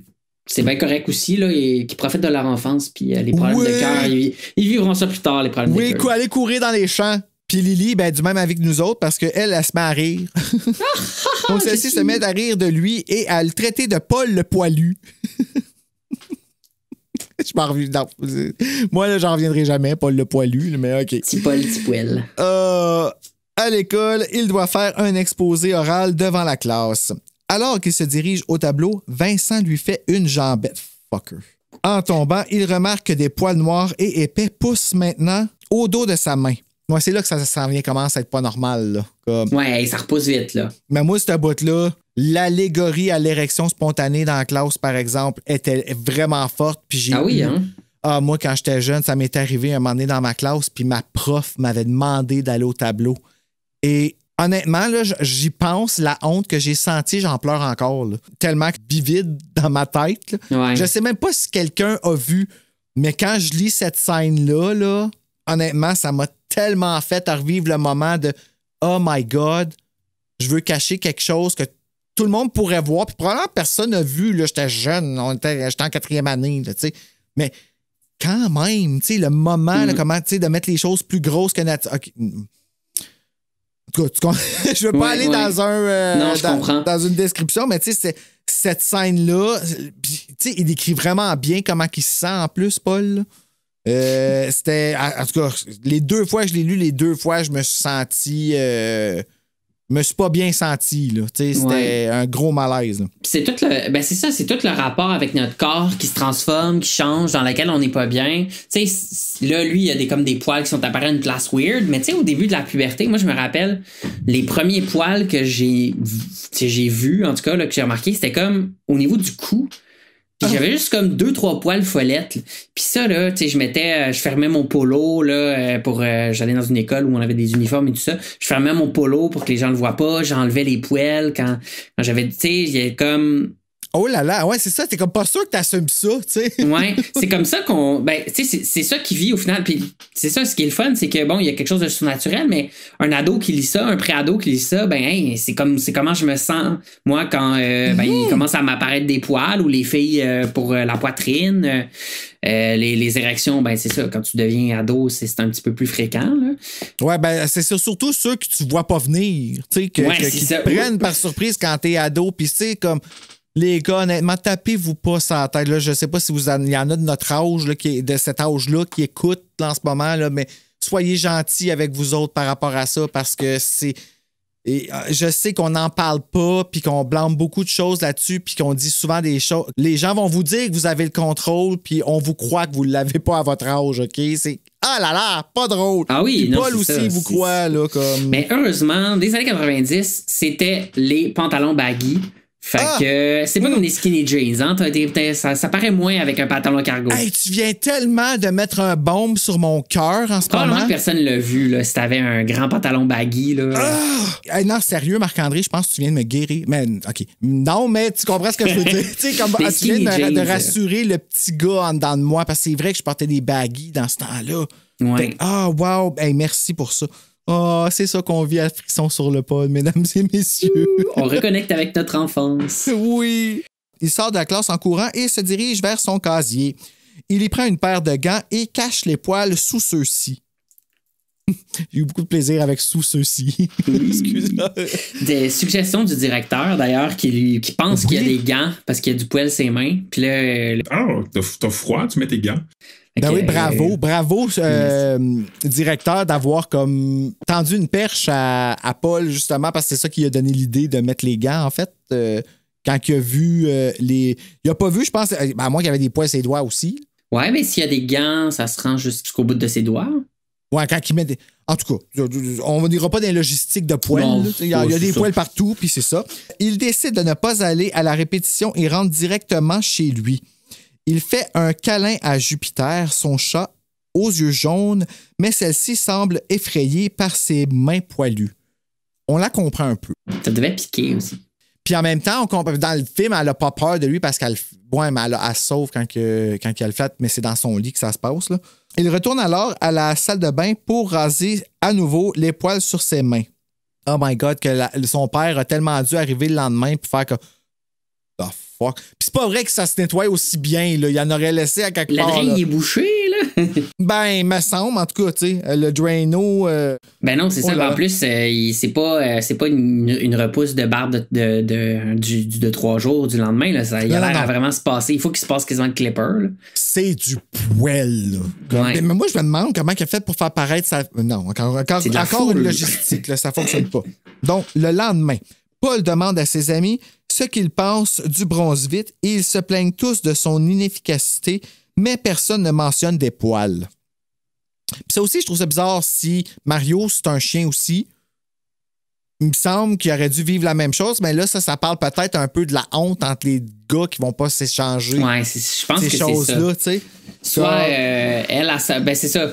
Elle, manifestement, puis on va le voir plus tard, il y en a des poils qui sont apparus, mais soit c'est ça, Mario, il y a eu des poils aussi, puis il en parle pas, ou c'est ça, où il y en a pas, mais tu sais, c'est ça, c'est sûr qu'il y en a eu, là, des poils. Peut-être qu'ils sont pas arrivés exactement au même moment, parce que finalement, ça n'a rien à voir avec la lotion, là, mais faites-nous un spin-off. Ah, ça serait tellement cool, tu sais, on ait la perspective de Lily puis de Mario, tu sais. Ah, c'est vrai que ça aurait été une bonne idée. Oui!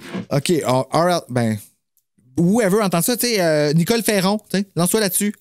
Voilà. Tu vois, moi, je trouve des jobs au monde. On va faire des fanfictions sur The Goosebumps là, sur Internet. Puis là, t'écris la version. Quelle bonne idée.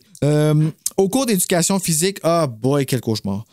Paul remarque que des poils foncés ont commencé à pousser sur ses genoux et il les cache en portant un jean à son cours d'éducation physique. Puis c'est vrai que tu te fais regarder croche quand tu portes ton jean pendant le cours. Puis tu sais, moi, je suis bien dans mon jean pour jouer dans mon sport. Je peux-tu, le prof? Non! Puis, OK, non, je reviens pas là. Hein? On fait juste retourner dans le temps avec le chair de poule, pas des traumatismes. OK, Bruno? On poursuit. Après l'école, Paul et les Grecs veulent répéter, mais ils ne trouvent Mario nulle part. Oh, Mario est déjà parti. Ils peuvent être poches, là. Soit ils choquent les répétitions, soit ils peuvent pas les faire parce qu'il manque du monde. Puis... Ouais, ça c'est pas bien. C'est peut-être pour ça que ça s'améliore pas. Non, je pense qu'il joue quoi? Il joue genre du Eric Clapton. Ouais, ils ont l'air à jouer. Mais il y a beaucoup de références, là, du Rolling Stone, des Beatles, Eric Clapton. Oh là là là là. Tu vois aussi c'est qui a traduit, là. C'est de la culture c'est la culture des années 70. Aujourd'hui, ça serait Britney Spears. Oui, c'est ça. Oh, ma belle Britney. D'ailleurs, dans les nouveaux frissons, Julie Geoffroy de La Gardienne, qui est maintenant Juliette, je m'en rappelle plus, elle écoute Beyoncé puis Marie-Mé. Puis Harry Potter. Puis Harry Potter, c'est vrai. Harry Potter, c'est vrai. On en avait parlé de ça. C'était Ghostbusters dans le vieux. Ah ouais. Paul et Lily se rendent chez lui, mais à leur grande surprise, ils découvrent une maison complètement vide. Sur le chemin du retour, Paul et ses amis croisent un chien à poils longs qui leur rappelle étrangement Mario. Un feeling. Ça doit être l'odeur. Paul ne peut s'empêcher de se demander pourquoi leur ami est déménagé sans leur dire au revoir. Ouais, ça aussi, moi, je trouverais ça weird dans ce sacrifice. Et puis tu sais, il déménage dans l'espace de même pas une journée, les meubles sont plus là, il rentre dans la maison, tu sais, c'est complètement... Je pense honnêtement, l'affaire de Lily m'aurait fait plus peur, là. Comme ça aurait été encore plus épeurant. Mais là, ici, ça aurait été comme pourquoi il est parti quand on a un engagement, surtout. Ouais, c'est ça, c'est weird. Là, ça fait genre... tu sais, la seule situation que je vois où ça pourrait arriver, c'est genre... je sais pas, la protection des témoins, là. Le père est... Je sais pas, il est délateur pour... Mais on sait que c'est pas ça parce que c'est pas un frisson. Non, c'est ça. Non, mais les parents, c'est ça, sont quasi absents, là. Mais... Ouais, puis les parents auraient pu être plus présents s'ils voulaient avoir un enfant à ce point-là, là. Puis s'impliquer un peu plus pour leur dire de pas aller dans une affaire de ban, puis de... Mais en tout cas, poursuivons. Le lendemain matin, Paul course avec son père et décide de lui révéler tout ce qui s'est passé. Lorsqu'il mentionne la pousse de poil, son père prend peur et le conduit d'urgence chez le docteur Pitbull qui lui administre un autre vaccin. OK, là, j'aurais eu peur.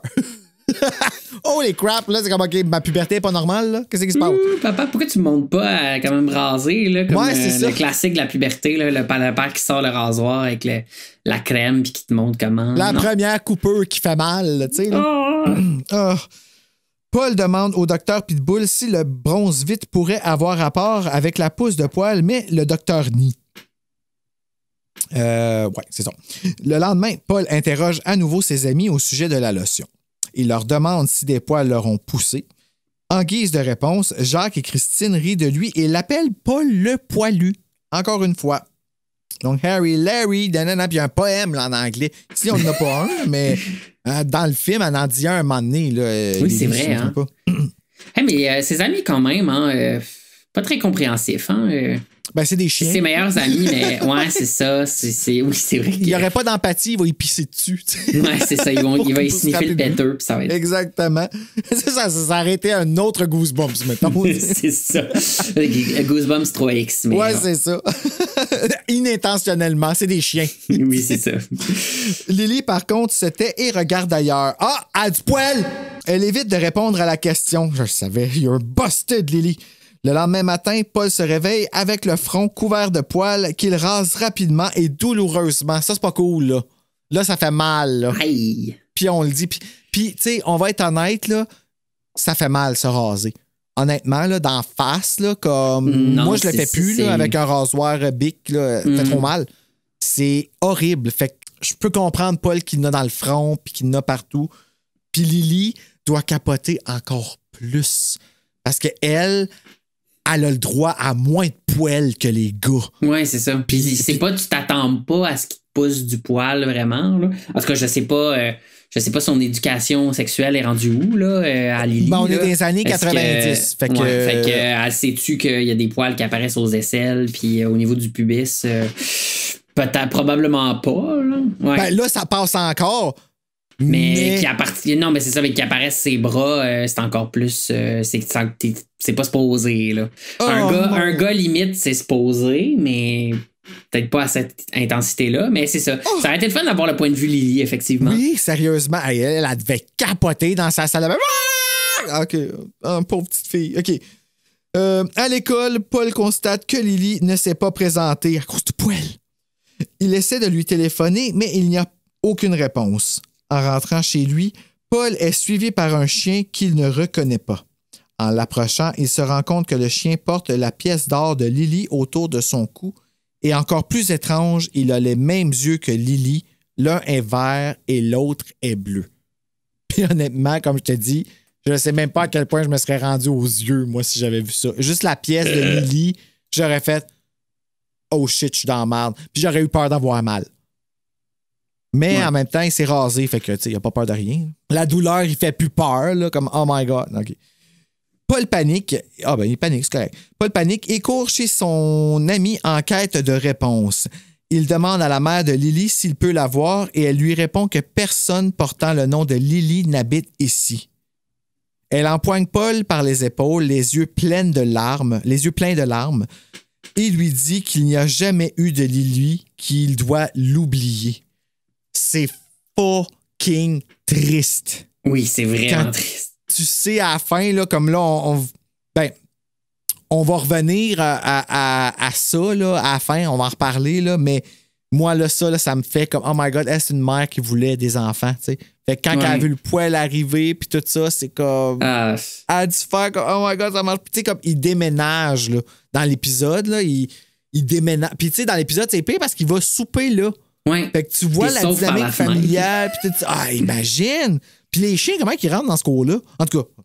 Ah, puis imagine le choc du garçon où, tu sais, t'es allé souper la veille chez Lily, puis là, t'arrives là, puis là, les parents disent non, Lily, elle n'existe pas, elle a jamais existé. Non, en fait, dans le film, c'est comme pas vraiment de même qu'ils disent. Tu vois qu'ils sont down. Fait qu'ils ont comme mélangé un peu les deux disparitions dans le film. Puis oui, le père il est plus raide avec Paul, puis la mère, elle semble être vraiment triste, puis ils sont en train de pacter l'auto.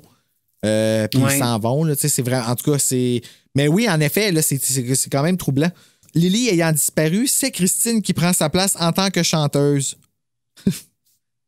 OK, on va poursuivre. Enfin, le jour de la guerre des groupes est arrivé. Ah, ça, c'est vraiment différent aussi avec l'épisode, parce qu'il n'y a pas ça, la guerre des groupes. Non, c'est ça. Ben, il n'y a aucune scène à l'école dans l'épisode. Non, c'est ça. Vincent et son groupe jouent en premier et ils sont excellents. Peu après, c'est au tour des Grecs de faire leur numéro. Ils s'appellent encore les Grecs. On dirait que j'ai comme décidé que c'était ça le nom qui restait. S'ils se décidaient pas, moi j'ai décidé pour eux. Leur prestation est d'abord hésitante et n'est applaudie que par politesse. Lorsqu'ils passent au morceau suivant, la foule commence à applaudir. Paul se rend compte qu'ils n'applaudissent pas pour la musique, mais à la vue de ses cheveux qui poussent. Tout le monde pense qu'il s'agit d'effets spéciaux. Paul et les Grecs gagnent le concours, mais Paul est trop humilié pour monter sur scène pour accepter le trophée. Tu gagnes pas parce que t'es talentueux, mais parce que t'as du poil. C'est ça. Comme... Tu gagnes à cause des effets. Tu gagnes pas à cause de la musique, tu gagnes à cause des effets. C'est quand même... Là, on sait pas le mode, comment ça s'est décidé. Là. C'est-tu un jury, c'est-tu par acclamation? Ça doit être ça, j'imagine. Ben, j'espère, parce que sinon, c'est... Mais en même temps, c'est bon que Vincent et Marie vivent un petit coup de réalité, tu sais. Hein? On est content pour ça. Puis là, moi, quand je réalisais ça adulte, j'étais comme, hey, sinon, ben, c'est ça, ils ont gagné parce qu'il y avait de la pyrotechnie sur scène, puis des beaux costumes, mais ce qu'ils jouaient, c'était pas de la pyrotechnie, mais du poil. De la poilotechnie. Oui, de la poilotechnie, OK. Ah, j'avais mal compris, je comprends. C'est ça. Ça existe-tu? Non, c'est exactement. Ça serait cool, ça, on sait pas, Goosebumps, tu sais. Ça serait quand même cool, ça. Ben oui, en effet. Ça ferait. Peut-être Rick Baker pourrait t'arranger ça. Là, il serait capable. Quand t'es joué, puis là, il te sort du poil. Rick Baker qui réalise un épisode de Goosebumps. Ah! Ça aurait été beau. Il rentre chez lui en courant. Paul montre alors à ses parents les poils qui lui ont poussé. Ils le regardent tous les deux en pleurant et lui révèlent la vérité. Paul n'est pas couvert de poils à cause du bronze-vite, mais parce qu'il n'est pas un humain. Il est un chien! Hey, moi, je me rappelle là, ce passage-là quand j'avais lu. Tu sais, là, quand tu dis c'est vraiment bien fait, là, enfant, là, j'étais comme... Oh! Ah ouais, mais c'est parce que là... Ça, c'est un livre que même enfant, tu le relis une deuxième fois pour les indices que tu as c'est ça. Dedans. Puis c'est le fun parce que ça fait... Moi, avoir eu un chien, là, quand j'étais jeune, là, honnêtement, comme j'aurais... Avoir eu ce livre-là, là, j'aurais capoté, puis j'aurais tellement rêvé, puis j'aurais été voir mon chien, puis j'aurais parlé, puis j'aurais dit si je pouvais te rendre humain. Oh my God, que ça serait... Ah! Imagine si Bella, c'était une humaine. Oh my God, mais en même temps, je sais pas à quel point... Ben, si Bella était humaine, honnêtement, je pense qu'elle serait Virginie Fortin. OK. Puis je mine ça là, avec tout l'amour et la beauté que je trouve à Virginie Fortin. Je pense que je la marierais, cette femme-là, tellement je l'aime. Je la trouve assez belle, puis des fois, elle me fait des faces, Bella. Tu sais, quand Virginie Fortin fait sa confus, là. Oui. T'as-tu vu l'affaire de qui rit gagne ou qui perd gagne ou rira le dernier? En tout cas, l'affaire avec tous les humoristes qui étaient ils sont comme dans une espèce de pièce, puis il faut pas qu'ils rient pendant 6 heures. Oui. Elle a fait sa confus là-dedans tout le long. Puis toutes les fois, j'étais comme, oh my God, Bella fait la même face. Comme, mon rêve, en tout cas. Je l'appelle ma petite Virginie des fois, petit secret. On t'aime, Virginie. Dr Pitbull effectue des tests sur les animaux et a créé un sérum pouvant transformer les chiens en enfants, leur permettant de penser et d'agir comme des humains. Cependant, le sérum ne dure pas longtemps, ce pourquoi Paul recevait constamment des vaccins. Puis là, on va aller à une pause publicitaire parce que j'ai peur de ne pas être capable de finir mon paragraphe. Et on revient. It doesn't take much for some people to feel creepy. Oh man, what is this place? A dark night, a haunted house, and a couple of ghosts can really make some people worry. Bravery isn't for everyone, especially if extraordinary occurrences make you anxious. But when you're ready to test your courage, take the ultimate test. That was awesome! Are you afraid of the dark? Tonight at 8:30 on YTV. De retour! Rebonsoir, j'espère que je n'arrive pas comme un cheveu, comme un poêle sur la soupe. Comme un poêle! Badaboum! Après son échec, le Dr Pitbull a cessé de faire des tests sur les chiens. Alors Paul est redevenu un chien normal. Par contre, Paul est bien content car il continue de jouer avec ses amis Lily et Mario qui sont également des chiens. Ton Mario qui est un caniche. C'est-tu le fun? Moi, je veux ça. Puis quand j'ai fini de lire le livre, j'étais comme, c'est ça. Je veux être un petit chien, puis jouer avec mes amis chiens, puis boire un bol d'eau, puis sniffer des arbustes, puis on pas mérite d'exposer pas les chiens. Asti, man. Des fois, là, je le sais, c'est vraiment là. Merci Bella. Ils nous aiment inconditionnellement. Le maudit livre-là qui me fait aimer mon chien encore plus, là, c'est fou, man. Un jour, Paul voit la voiture de Madame Bellandre arriver dans l'allée de la maison. À sa grande surprise, elle sort de la voiture en portant un bébé enveloppé dans une couverture. Elle accueille ce nouvel enfant, Jupiter, dans leur maison. En regardant le bébé, Paul s'aperçoit qu'elle a des yeux jaunes et brillants, tout comme son chat. La fin. Imagine. Fait que là, pourquoi ça fonctionnerait plus sur un chat? Parce qu'ils sont plus petits. Puis, tu sais, ça fonctionnerait sur un petit chien? Tant de choses pas expliquées. Ou c'est un savant fou, puis il veut absolument. Tu sais, comme dans. T'as-tu déjà vu le Reanimator? Oui. Avec. Tu sais, c'est Herbert. Enfin, j'ai oublié son nom, mais tu sais, il est toujours comme c'est parce que le corps il est pas assez frais. Fait que là, il redonne tu sais, il va chercher un nouveau corps, puis ça marche pas. Il faut que la tête soit encore vivante, tout de même. Ouais, ça aide. Et là. Ça, juste mentionner une source d'influence, je pense, du livre. Là. J'ai l'impression que ce que j'aime avec R.L. Stine, c'est qu'il est bon pour recycler des. Tu sais, bon, il va écrire des livres avec des figures vraiment classiques de monstres, là, genre des loups-garous, des vampires, des fantômes et tout ça. Mais là où je le trouve le plus intéressant, c'est quand il va du côté de la science-fiction ou du côté... Puis là, dans ce livre-là, je pense qu'il s'est inspiré d'un livre de science-fiction qui s'appelle L'île du Docteur Moreau de H.G. Wells. C'est pas le premier qui me parle de ça. Ouais, moi j'ai l'impression... puis c'est comme le titre qui m'a fait tiquer, mais c'est un livre qui date de 1896. Puis, c'est un personnage qui s'appelle justement le Docteur Moreau. Ben lui, il fait des expériences, en fait. Il greffe des parties humaines sur des animaux pour les rendre humains, en fait. Puis finalement, un peu comme dans... Je l'ai pas lu, là, mais dans les lectures que j'ai faites, en tout cas, il a l'air d'avoir un peu le même pattern que... C'est-à-dire qu'ils essayent de les transformer en humains, mais leur vraie nature ressort tout le temps. Il n'est pas capable de les transformer en humains. Ouais. Comme il y a un peu justement dans le livre. C'est juste que là, ben, c'est au 19e siècle, fait qu'ils greffent des parties de corps au lieu de donner des injections. Mais j'ai l'impression que c'est une sorte de probablement qu'il s'est inspiré de ça, là, très librement. Là. Mais je trouvais ça le fun de le mentionner parce que... Mais c'est vrai qu'R.L. Stine, c'est toujours des... En fait... Chair de poule et Frisson, selon les groupes d'âge, c'est comme les mêmes films qui sont... Ben, pas les mêmes films, mais tu sais, c'est toutes des reproductions de films ou de giallo qui ont repris, justement, puis que c'est recyclé à la nouvelle génération. Puis Frisson, là, c'est vraiment un... tu sais, moi, selon moi, la collection Point Horror, Fear Street et Goosebumps, même à la limite, je pense que ça l'a même influencé la naissance du film Scream. Selon moi, en tout cas, j'ai l'impression que ça se peut, hein? Ça ressemble à, tu sais, comme on avait besoin les couvertures avec tu sais, si tu prends La Gardienne, ça ressemble à Scream, à ce qui arrive à Drew Barrymore, là. Les appels anonymes, pas savoir qui est où dans la maison, puis tout ça, là. Fait que oui, non, ça fait beaucoup de sens, mais 1896, quand même, c'est... Ouais, c'est quand même, c'est quasiment un petit peu moins que 100 ans avant l'apparition du livre. Là. Mais quand même, hein?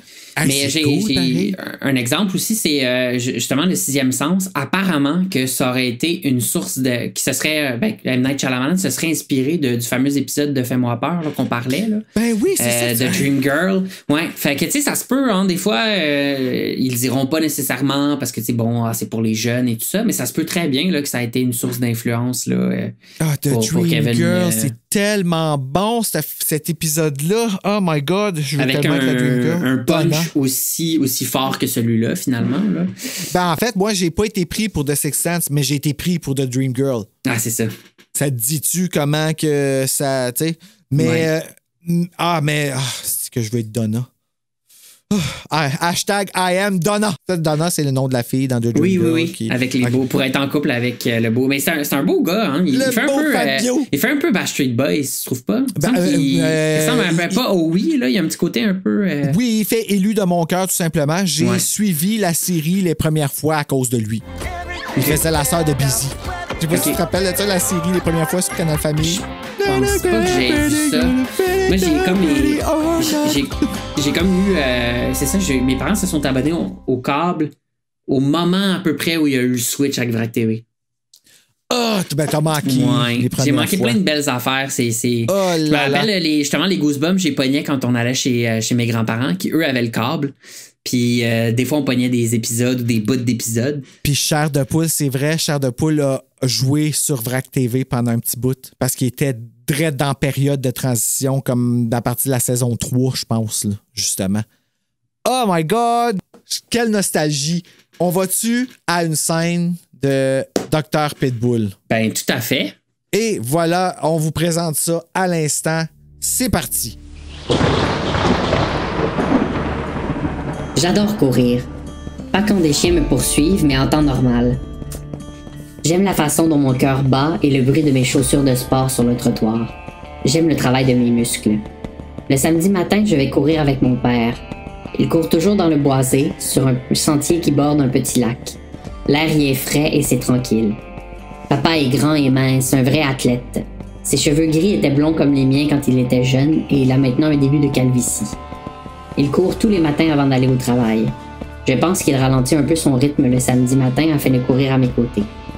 Habituellement, nous courons sans parler, nous concentrant sur le paysage et l'air frais.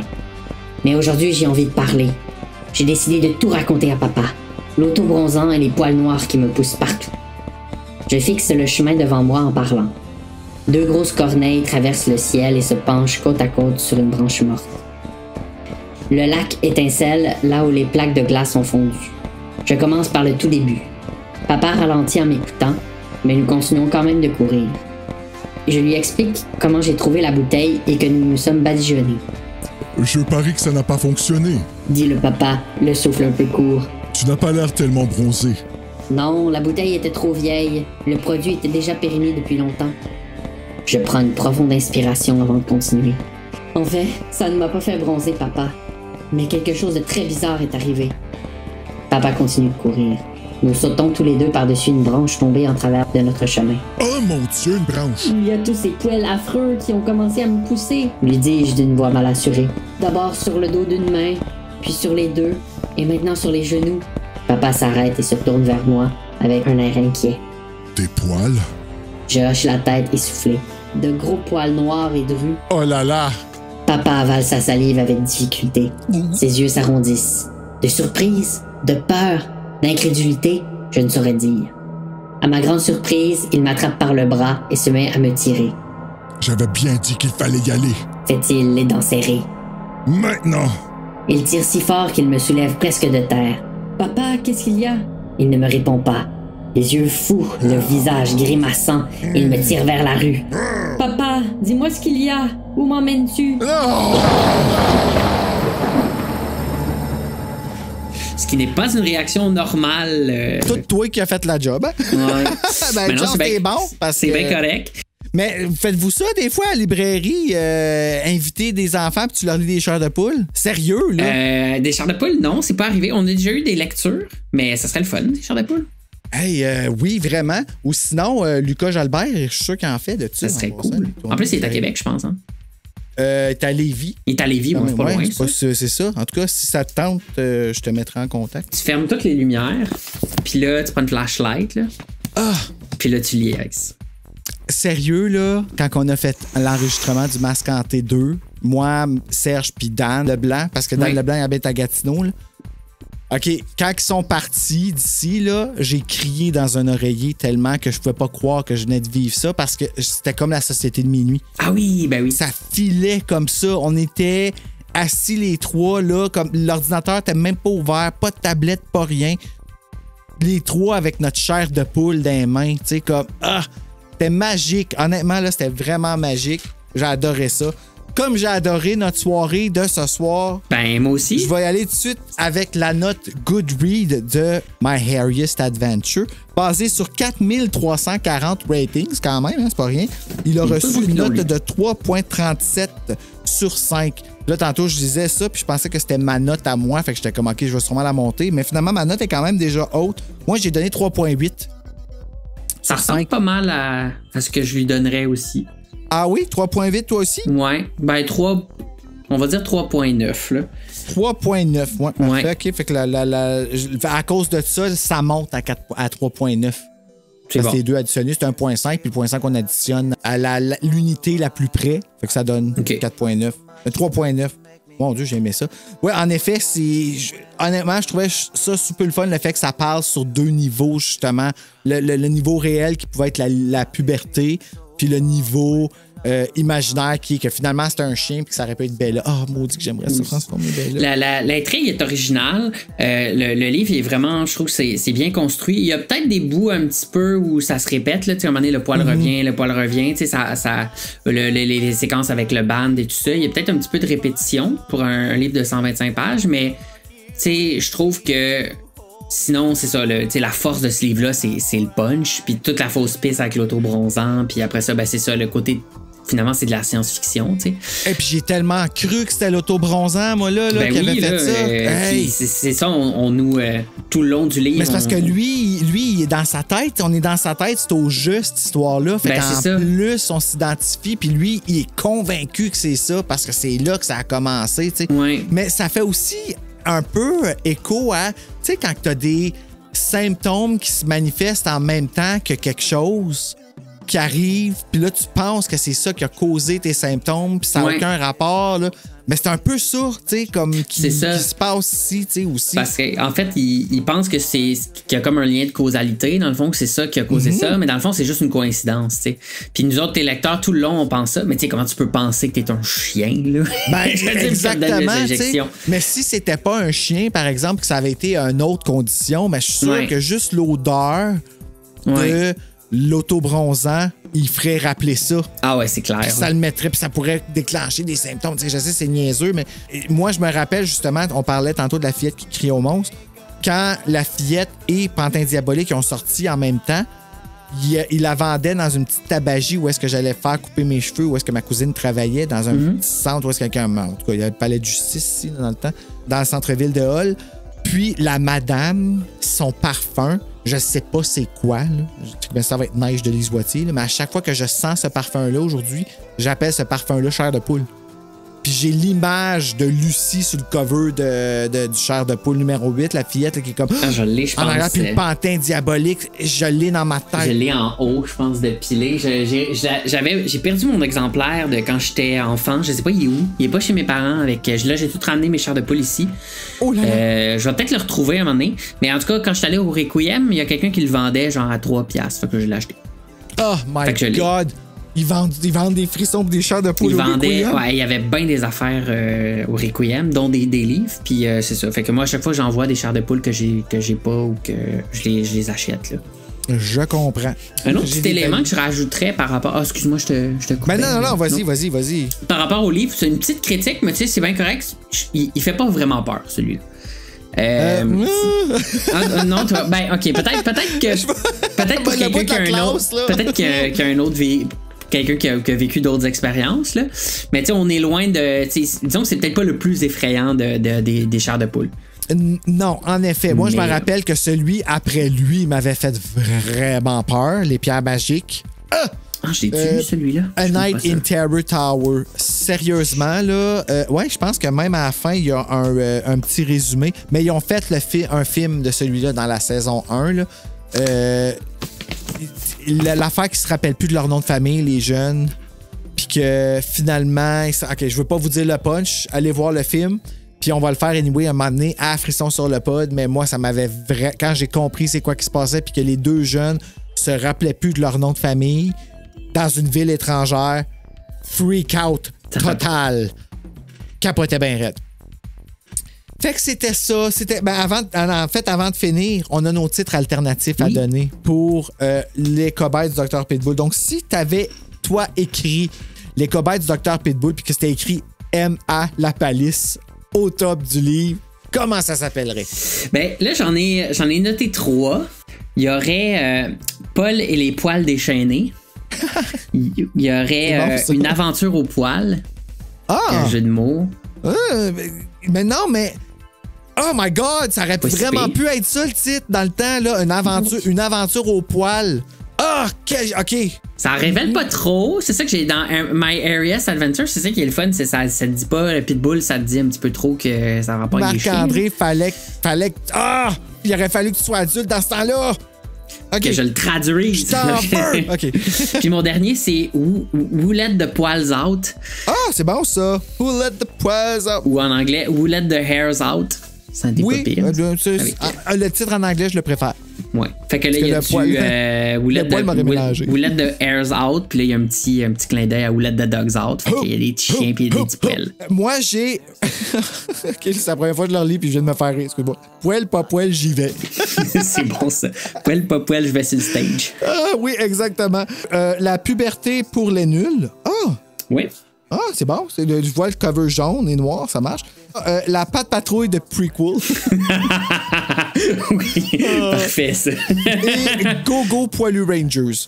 Super. Ouais, c'est le moins le fun, mais tu sais, c'est souvent, j'étais fatigué. Ah, j'aime ça. Ah non, mais moi, j'aime ça, Pat Patrouille, la prequel. Moi aussi, je pense que c'est mon préféré, mais le poil, pas poil, j'y vais, c'est... À l'intérieur, je l'admettrai pas, mais ouais, c'est ça. Mais Paul pis Poil, on est quand même pas si loin. Il y a un P pis un L. Ça Paul, pas Poil, j'y vais. Ou Poil, pas Paul, j'y... en tout cas, écoute, il y a tellement de possibilités. Ouais. Ah non, ils sont bons, ces titres-là. Mais mon préféré, c'est le tien là, que t'as donné. Là. Une aventure au poil? Aventure au poil. Comme honnêtement, j'ai quasiment le goût de refaire la couverture puis de mettre ce titre-là dessus. Mais non, je garde ça pour que le monde l'écoute. Honnêtement. C'était bon en Photoshop, là, tu pourrais. Marc-André, merci d'être venu enregistrer pendant 1h56 Dr Pitbull avec moi. Honnêtement, j'ai passé une super belle soirée chair de poule et frisson.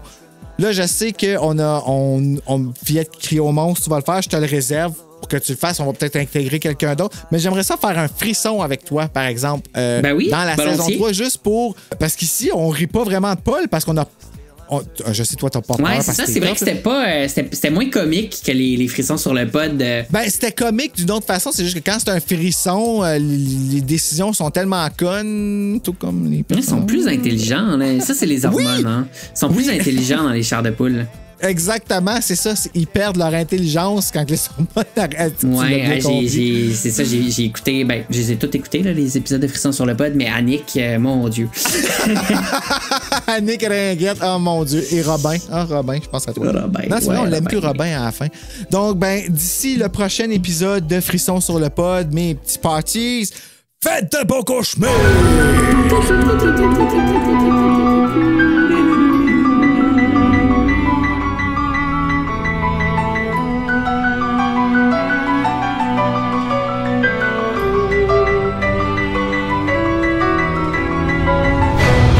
Je vais peut-être pouvoir faire la couverture du chair de poule avec ça. Tu sais, tu m'as couvert. Oui, c'est ça. Oh my God, non.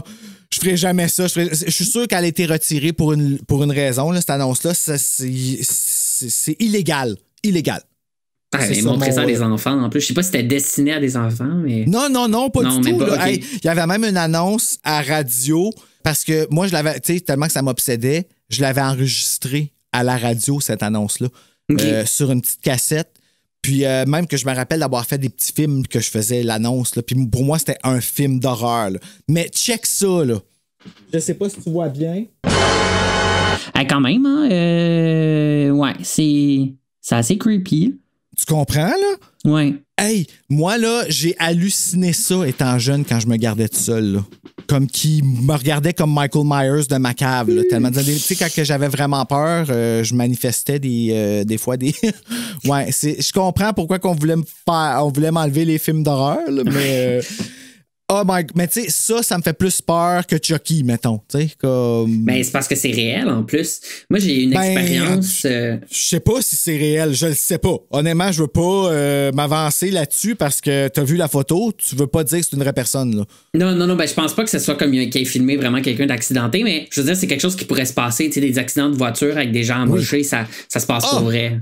Une poupée qui tue, ben, jusqu'à preuve du contraire. Moi, je l'ai pas rencontré, là, mais...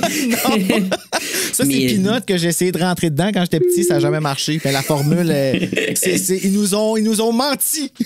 Ouais, c'est ça.